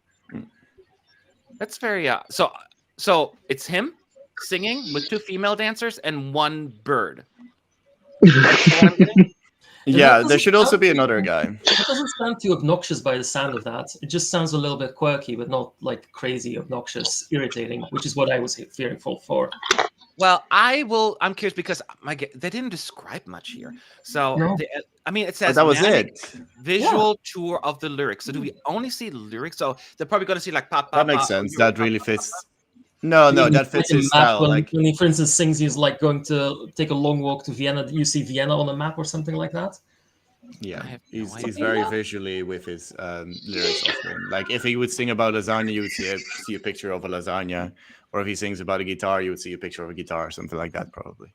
Yeah. So Roy, what are your thoughts? There's not really much to go off on. I didn't know that there were going to be 2 other female dancers as well, but it makes sense for the chorus. I'm curious to see the bird. Like, I struggle to think of why would you have a bird and what would be the purpose and why would you have it. Yeah, he only plays the keyboard in particular, right? Yeah, so it's a keyboard bird. I mean, to be fair, I think he should be center stage and not the bird, and the bird is going to take a lot of attention away from him if you put it too central. So it really needs to be him who sells it. Mm-hmm. So a little bit of quirk can happen, can work here. So yeah, I'm curious how this. Yeah, it's very not. I mean, I wouldn't say it's not. It says not to go on by a lot. Like I don't know. Is it truly true that he did that because he's representing the EU flag or Sweden? Or is it just blue yellow? It's just the colors. You know, I'm not sure if they're reading too much into it. Or it might also just be a PR stunt because he's very good at that as well, and just have a totally different costume for the real show. Okay, so yeah, I feel there's more to it than what we're reading here right now. Anybody else has any thoughts on this one? It looks like they are probably going to stage this like it's a fun party song, and I think that is definitely the way to go with this, because I think the strength of the song is just that the composition is very fun. Like in EIC, of course, this was held in Amsterdam, so it went harder than it normally would, but I still had fun like belting along with the lyrics because it just had that party vibe. And I think that's the strength in the composition. They just have to go with that. Yeah. The song has its flaws, but it does have layers, and I think bringing out the fun is going to help that, while also keeping the tragedy a little bit contained. So it's cute. Nothing about the outro, right? No. About the spoken word? Strange. Because I feel like that is sort of the thing that grounds it and ties it together. It's strange that we are not hearing anything from that. See, and I because as non-Dutch speaker, and he has to do it in English or something, I would assume, right, to reach people, right? Because if he just talks in Dutch, it doesn't really help us, the rest of the people, especially if you can portray it visually, I think it could work in Dutch as well. I mean, maybe. I feel like we don't even know. We know a fraction of what's going to happen here. I feel like there is so much more to see and hear. I feel like that there's something not being told here. I feel like there's something missing. They're hiding stuff. They're hiding stuff because they're not just going to have a bird playing the keyboard the entire time and then just two dancers and the lyrics on the back. There's a little bit more, I would assume. I'm not talking about fireworks and pyros, but something. It's possible that they deliberately keep the description vague so that they can have the biggest possible surprise factor. Yeah. And that they're just deliberately asking the EBU to not release too many statements. It might be that. Which would be smart. It would be smart of them. It could also be because one of the things they also weren't worried about rehearsals that people drop too much in the betting odds when there's something less exciting or under below expectations. So what they don't want to see is Netherlands dropping in the betting odds. So they also have to find that balance. I love the bookmakers. Yes, we've heard that, Joost. We've heard that. I do think though there was something that has not been explained here because there were sometimes descriptions where they left stuff out. So I have a feeling that is happening here as well because there's more to the LED screen. There's not going to be just pop for like 3 minutes. It's an interesting song though. Like I feel like this is a song that has so many emotional layers for an unassuming dance song. Like it's a song I considered writing an editorial about because it has so many interesting ideas. Like it starts very unassuming and like quirky and strange, but then during the second verse he basically cries out for validation. How he's giving people money and no one is helping him, and he just wants the recognition when they hear his music on the radio, like the one that Stromae gets from his music. It's a very layered song in a sense, and it becomes gradually more emotional, which is it's very interesting for a party anthem because at the first time you just think it's obnoxious and stupid, and then you dig deeper into it and you see these very big layers, like oniony layers. No, that is true. It's a very difficult song to stage because you can't get these layers across without also being silly.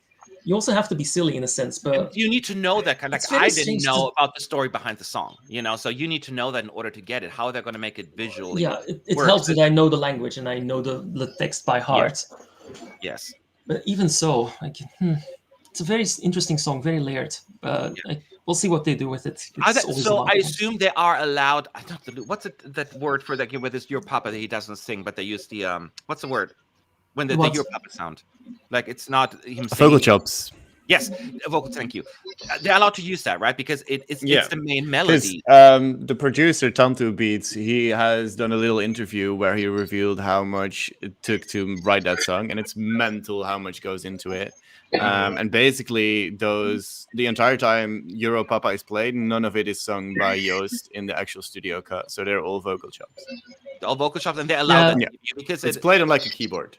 But it's also just like that is also how his music kind of works, because I feel like the post-chorus where it's like the Euro pa pa pa pa pa pa pa, that's like the part of the song that is the most in line with his work, with his other songs. The rest is actually kind of Planet of the Bass-esque, so it's like him adopting sort of a Eurovision moniker.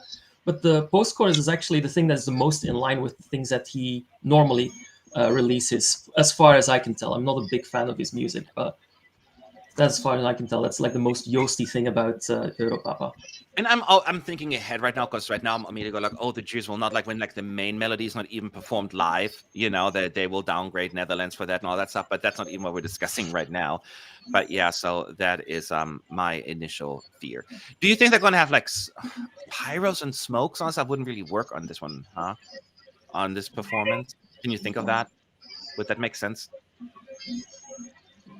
I don't think smoke would make sense. No, any of that. I don't know. Maybe some pyros just before the ending with the. Oh, well, actually, smoke with the happy hardcore could make sense. The rave break, there's the unlimited, Gabber no break limit at the end part, right? needs to have It'll be some lasers. It strobe needs to be lights like and that real kind of rave. stuff.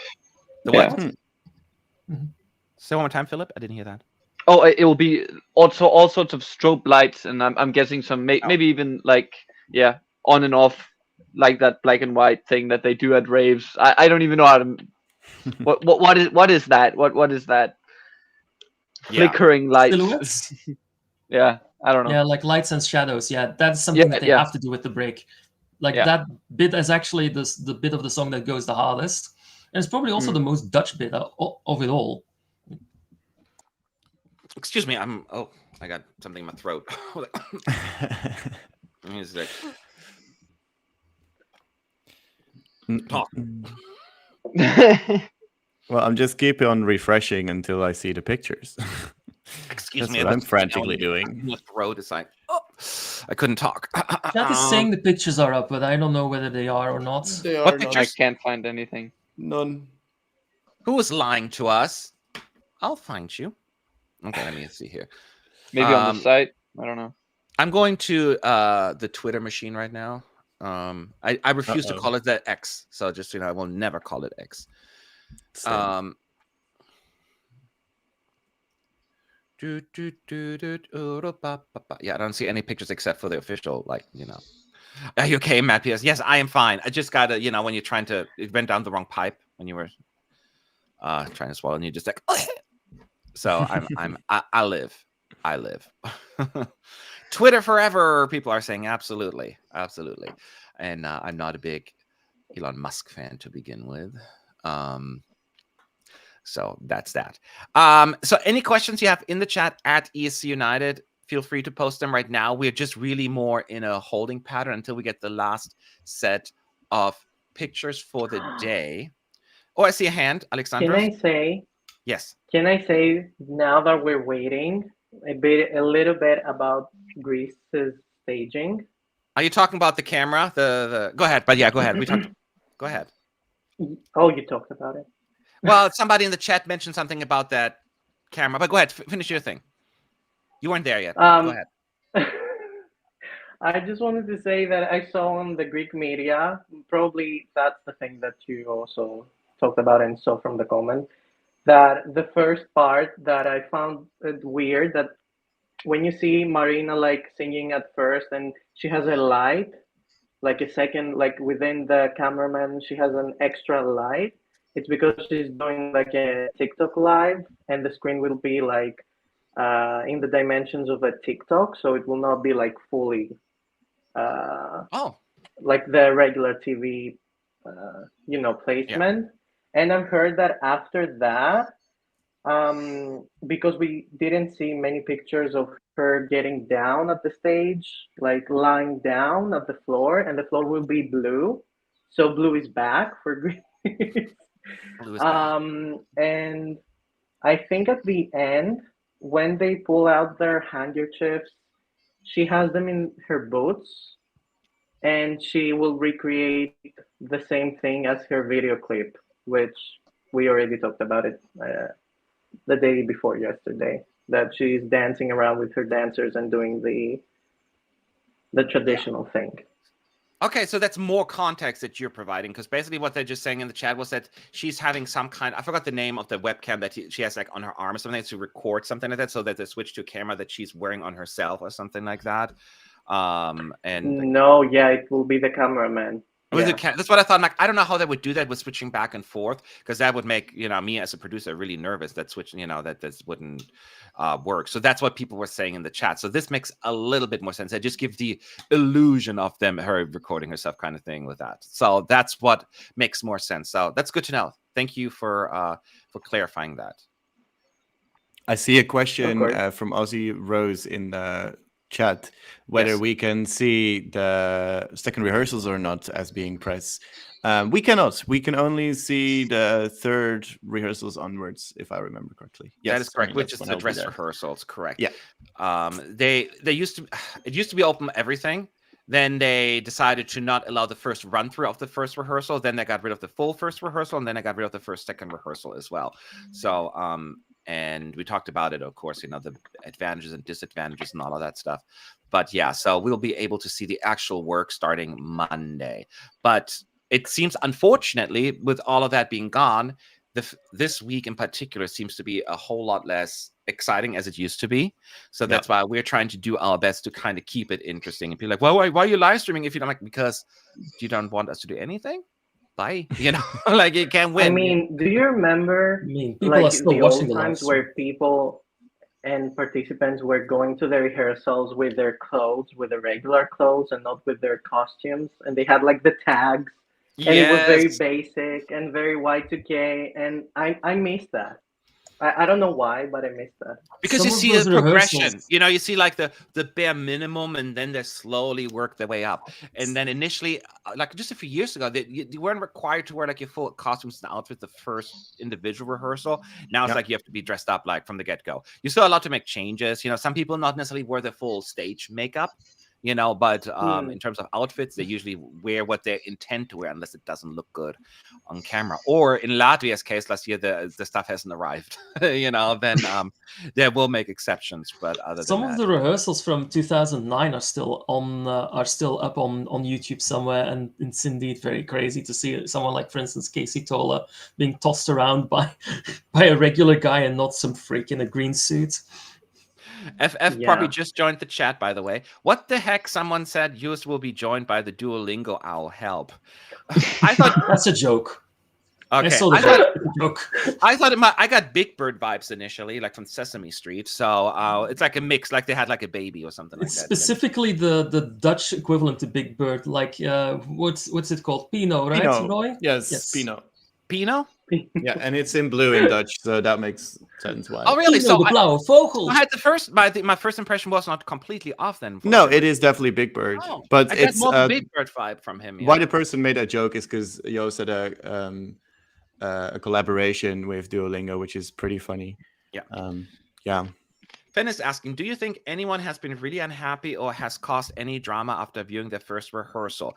So has anyone heard anything in the media or in the Eurovision world that people were unhappy or caused drama? Of course, they tried to keep that under wraps. The only thing I heard was that Slovenia said that not Slovenia, like Raven from Slovenia said that there's a lot of room for improvement from what they were doing, basically. But other than that, I haven't heard anything. How about you guys? I know that Greece was deeply unsatisfied with the stand-in rehearsal. That's the only thing that I've heard, but it looks like they fixed that. I haven't heard anything from Marina being unsatisfied with the rehearsal there. Did you, Alexandros? That I think that was not entirely true. Like what they said about the stand-in rehearsal, what I've heard from Ogae, I don't know if that's true. Like that's what they were saying, is that they were very happy with their stand-in rehearsal. The only thing that Marina said is that some of the maybe lighting or LED, some of the behind LEDs may need some. I don't know, some changes, but small changes, not like in the entire thing. Weeks. But also about the whole TikTok thing that they're doing, like with one camera and doing like the whole performance. That also like needs some readjustments, but it's there. That's what I've heard. Have you heard anything, Jasmine, in terms of Croatia or any other country that comments about the rehearsal, or is that all just nothing major out there? No, not really.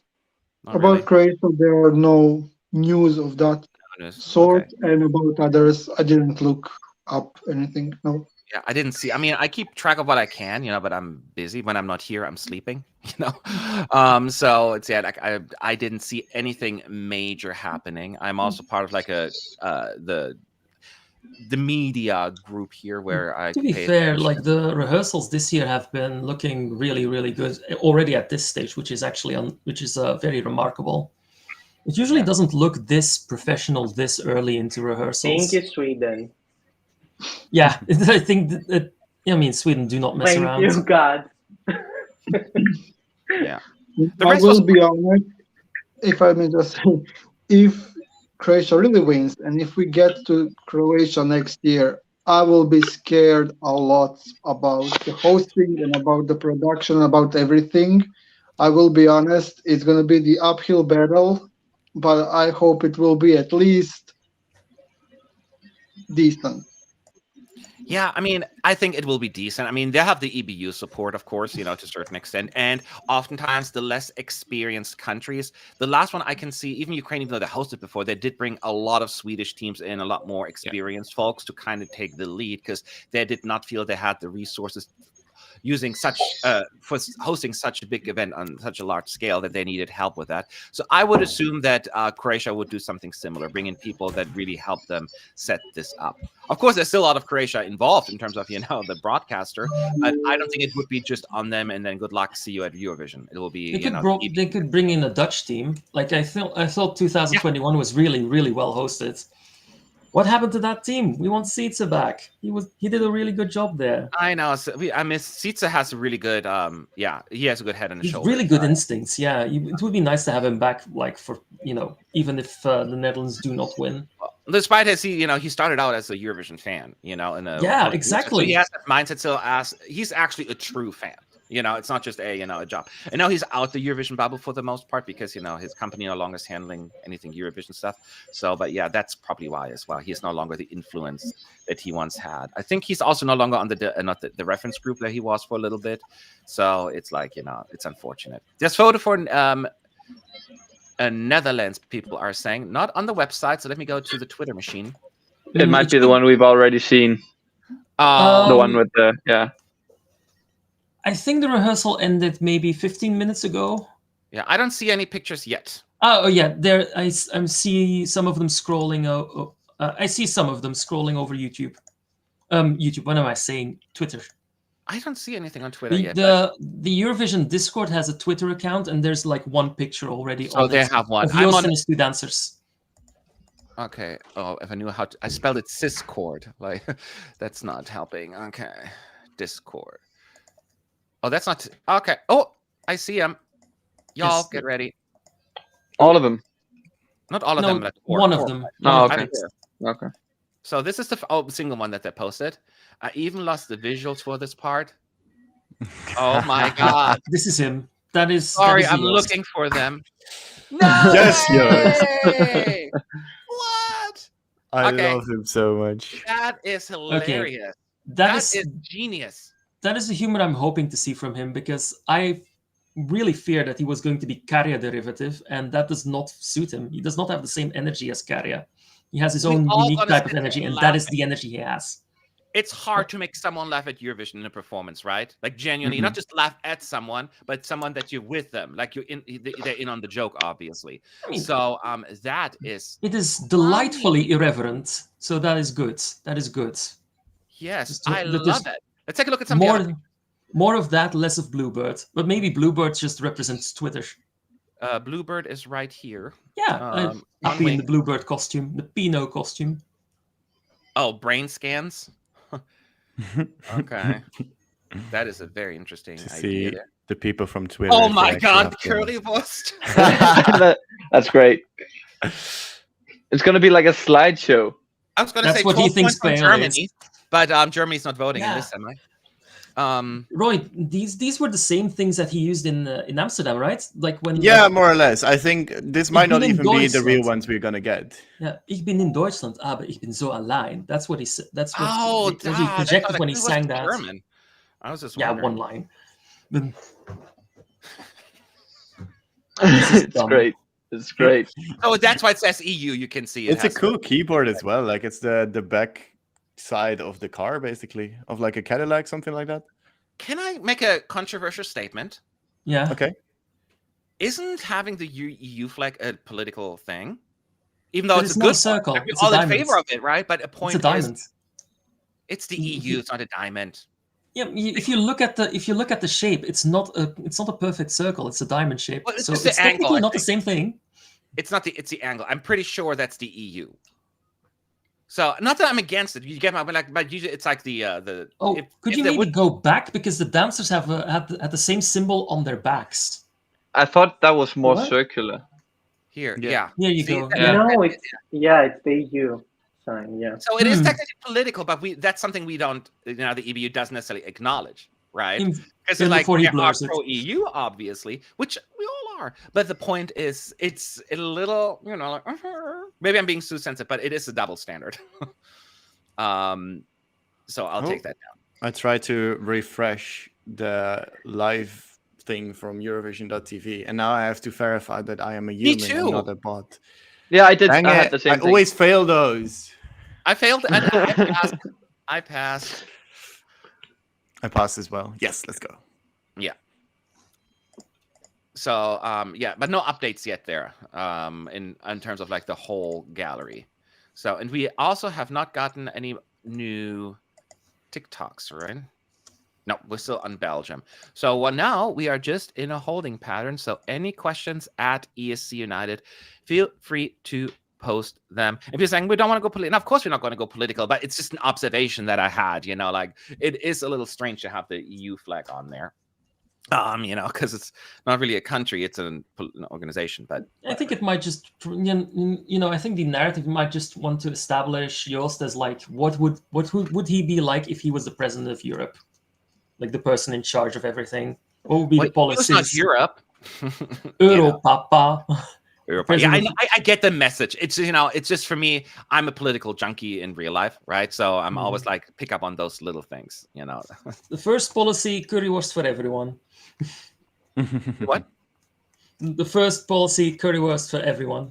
I know, right? And I'm not upset about it. I just want to be clear. It's like I couldn't care less. It was just an observation. Romania, Bulgaria, and Hungary in ESC 2024. What's happening with these countries that used to be in the final? Am I sending the money? Question? No, money. Money and like some rumblings behind the scenes and politics, I guess.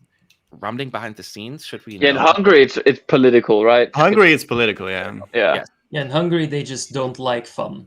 Romania is 100% financial. Bulgaria is a little bit of, there's a lot more going on, I think. A little bit of financial and a little bit of, big deal of corruption. Yes, that's that they haven't rooted out yet.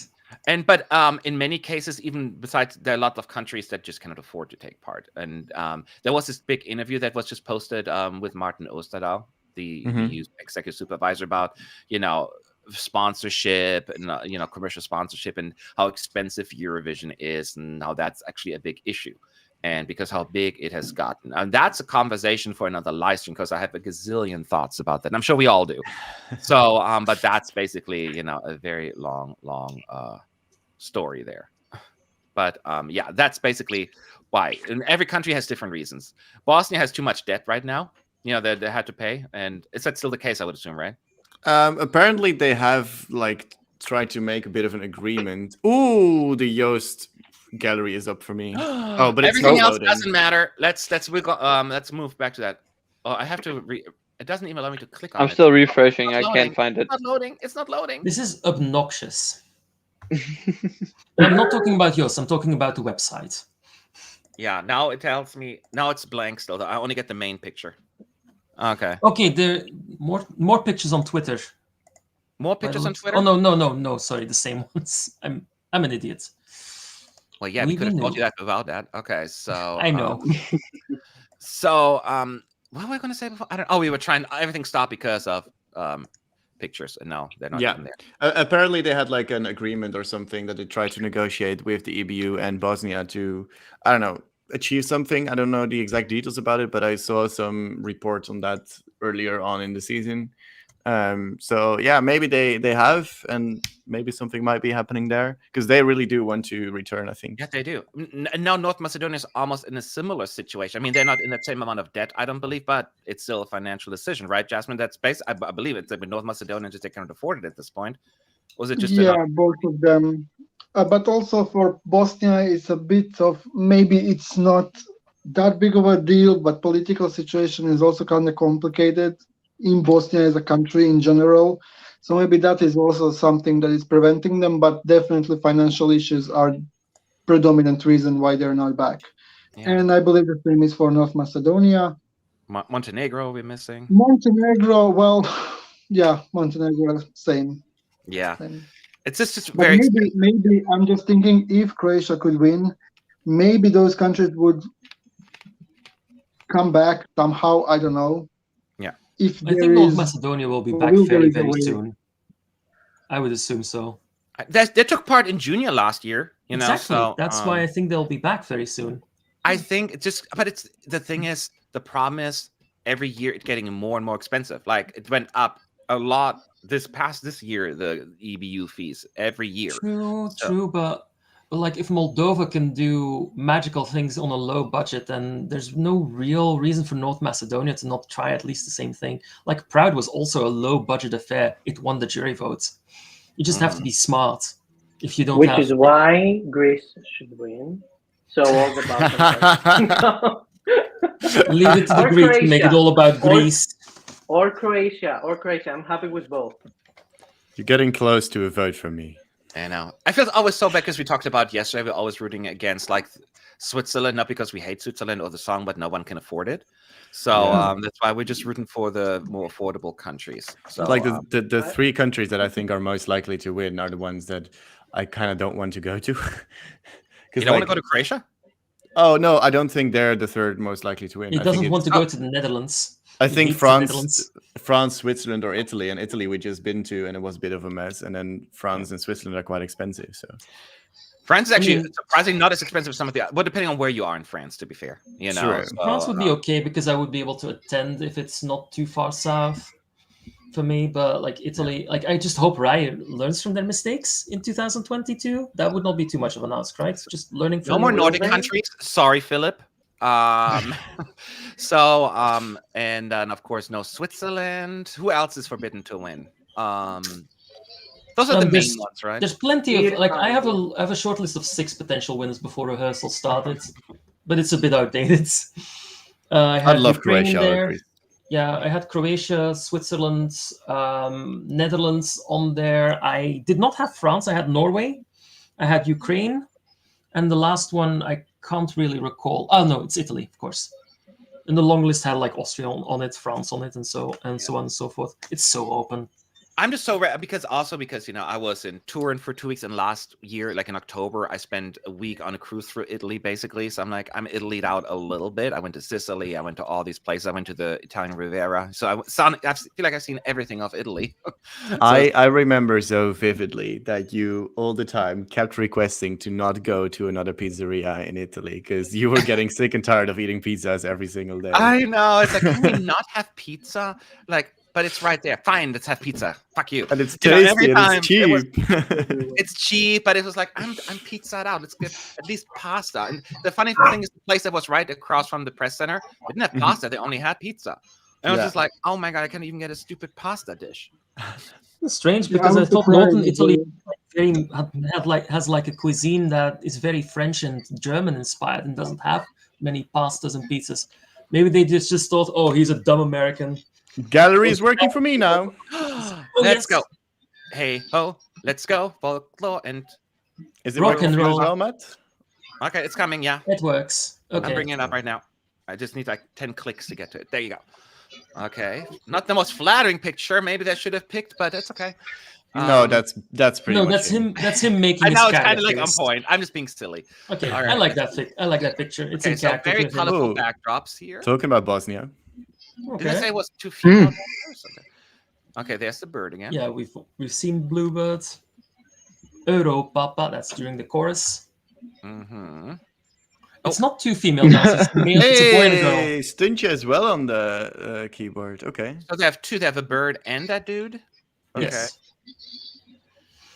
And clearly the EBU has no problems with that because they're very clearly wearing the European flag. Is that all tipped? Was it just the way? Yeah. Yeah, it looks like this has to be a rave break. This has to be the rave break, or close to. Yeah, maybe just before.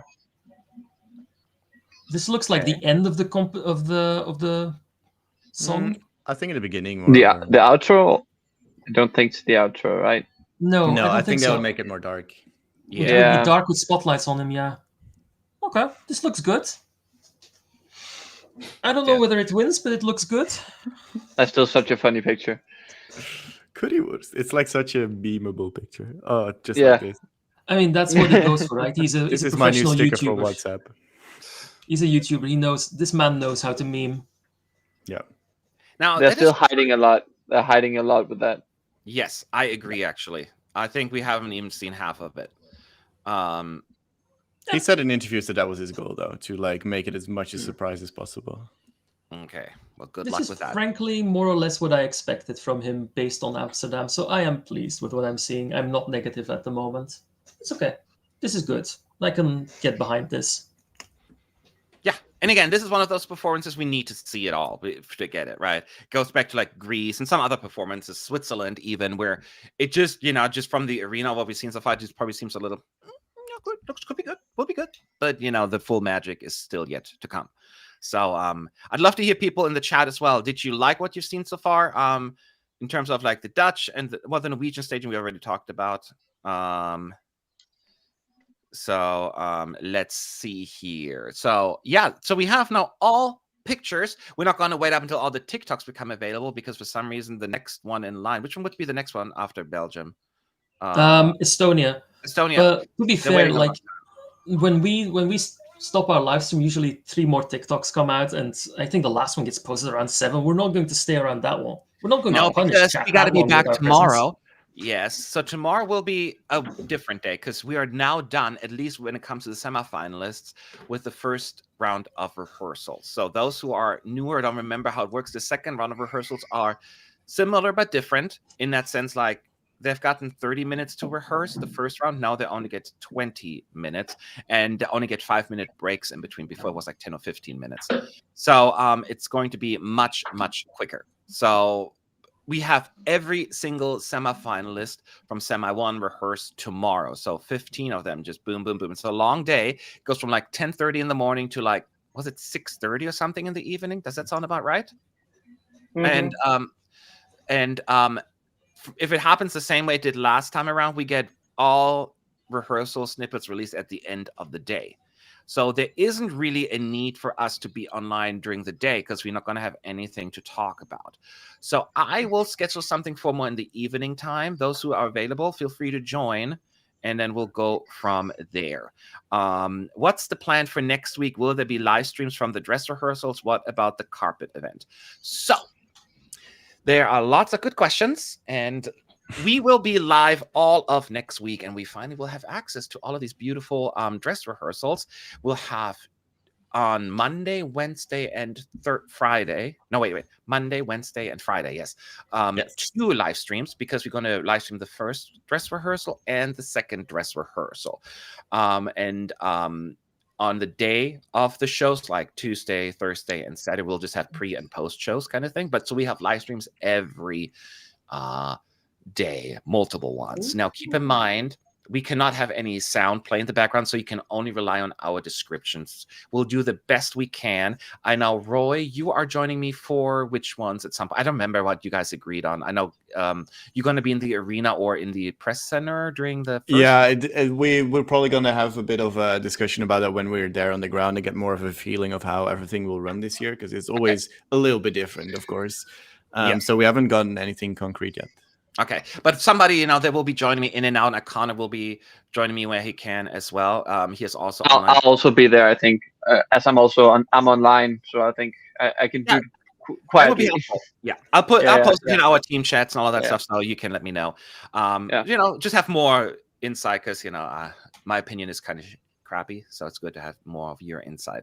So, but yeah, we'll do all of that through next week. As I said, we'll have daily live streams, and once again, the EBU is a little bit more strict now, especially with sounds and any kind of visual. I mean, visuals were always forbidden, to be fair, but any sounds in the past were considered background noise is no longer allowed at all. We cannot even live stream in the press center.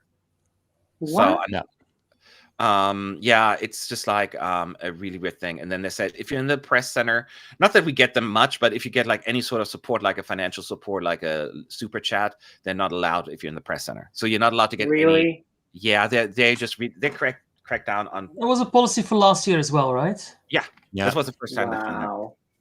I didn't know that. I know, Alexandros, I know. Why did I? I was waiting for that. Yeah, I got stuck in the hotel room the entire time. So it was different.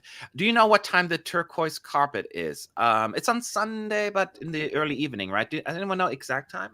I don't know the exact time, but it Usually will be around Sunday. 5 p.m. Central It's European usually time. 5, yeah. usually. 5? Okay, so it's around 5, and that one lasts. I mean, people watch. I don't ever watch it. I used to go to do interviews. I hate doing interviews there. I'm not So a very bad. aggressive person, and you have to be aggressive there. And then the people, how they judge you, how important are you as they walk past you? It's just gross. It's also like the type of questions you can ask there. It's like, Yeah. What? oh, Yeah. what are you wearing? And like, okay, we I don't mean, really clothes. care. It's just Yeah. not really. It's not me. So, and I hate doing that. So I never sign up for the red carpet. Now it's going to be. It's now they decided to make it difficult for fan media to get in, anyways. So it's even more difficult. So I mean, the greatest question for these type of like events was, what does yeah fuego means? That was like untouchable. I know. What does fire? And what does yeah fuego means? And she was like, yeah fire. And I was like, what did Such they a moment. There were so many epic moments in interview history, like Calliope saying how much she loves Greece. I love Greece. I love the Greece music. My favorite moment, yeah, because they were asking her, like the reporter, which was speaking, like, I think it was lagging. You had to restart. It was freezing. Bring them all in. I'm in second. Yay, I'm his favorite. That's how it works. Boop. I'm his favorite. I mean, look at that smile. He's charismatic as hell. So finish your thought. I'm sorry. I mean, yeah. We were praising Calliope. You're in the middle of a sentence, Alexandra, so I didn't mean to interrupt you. Go ahead. Oh, no, we were saying about Calliope, what Boris said. The reporter was saying, like, what do you have to say about Greece, about your country's name being Greek? And she was like, probably they have told her to answer, like, if you come across this answer, just say, like, you love Greece. And she was like, suddenly she changed her mood and she was like, hi, where are you from? And then she became like, oh, Greece, I love Greece. You're from Greece. I just love Greece. I love the Greek music. La la la. Like that was a beautiful response to deal with haters. It's so great. Yeah. You're from Greece. I love Greece. Yeah. I prefer That's like the honest people, like the raw answers. I always just like, I love those moments. Like Bonnie Tyler, she was a big star already, right? So she did not to be propped to like say this, say that. She just said whatever was on her mind, and I just loved it. There were always these questions, I'm from Lithuania. How you like Lithuanian song? And she's like, I don't know that one. I don't know. I haven't heard it. I remember Bonnie Tyler distinctly once saying, like, oh yeah, I can't be back in my villa in Portugal when this is all over. Yeah. It's just she was so over it before it even began. That was hilarious. I felt bad for Slovenia because they were in 2019. They were like giving like really like raw answers as well. How they don't want hate stupid questions and all of that. I stuff. love Zala Gasper, and Gasper's rawness is one of the main reasons why I like them. Like when they were legitimately being asked whether they care which half of the final they would draw, they would just be like, the second half, obviously. It's questions like that make us want to go home. I know. And then of course they very sarcastically, of course Gasper very sarcastically said, like, oh, it's annoying that we qualified. We had planned all of these trips on the day of the final, now we have to cancel them. It's just so amazing. Yeah, I mean, there is, media training that they certainly did not go through, but I mean, bless them for it. Bless them for it. I can relate to that. Yeah. So, real quick here. Tomorrow, I know we've seen already, but we get the clips. If the EBU decides, asked that earlier. So, which one you're most excited about? What did you say, Roy, earlier? Just as a reminder, like if you could only watch one clip tomorrow, which one? I said Azerbaijan. You said Azerbaijan. Philip, you said, which one is yours? Which one would you pick if you could only watch one clip tomorrow that they're going to release? Which one would you pick? I said Australia because it's such a mixed bag of how it will go. Yeah. Yeah, Australia. Alessandros, I think you were there. So if you could only watch one clip tomorrow for the first semifinal, because we could get 15 of them, but you only get to see one. Which one would it be? Okay, who said Azerbaijan? Roy. Me. damn you. I will say You can say it. It's not like it's reserved only for no, no, him. no. If you- I will say just to be like, of course, I want to see Cyprus. So Cyprus. Cyprus. Okay, Boris. I already said What- Slovenia. I'm sticking with Slovenia. that. That's what it was. Yeah. And then Jasmine. Which one would? Well, Played oh no, Slovenia. you said, yeah. Is it Croatia? Or what did you say earlier? No, Slovenia. Slovenia, that's what it was as well. And I still stick to Ireland. I really want to see Ireland. So that is the one that I really want to see. But that doesn't mean the others I don't. But this is like the one, like if I really had to choose, that's the one I'll go for. And yeah. And that's what it is. So once again, we'll be on a little later tomorrow. Exact time I'll figure out in just a little bit. And hopefully you had fun today. I know tomorrow will be a little different, but that makes it fun. Not always rinse and repeat, right? Thank you, everyone. Philip, Jasmine, Boris, Alexandros for joining me today, and also Connor and James, who had to leave a little earlier today. And I will see you all tomorrow. Okay, have a good night.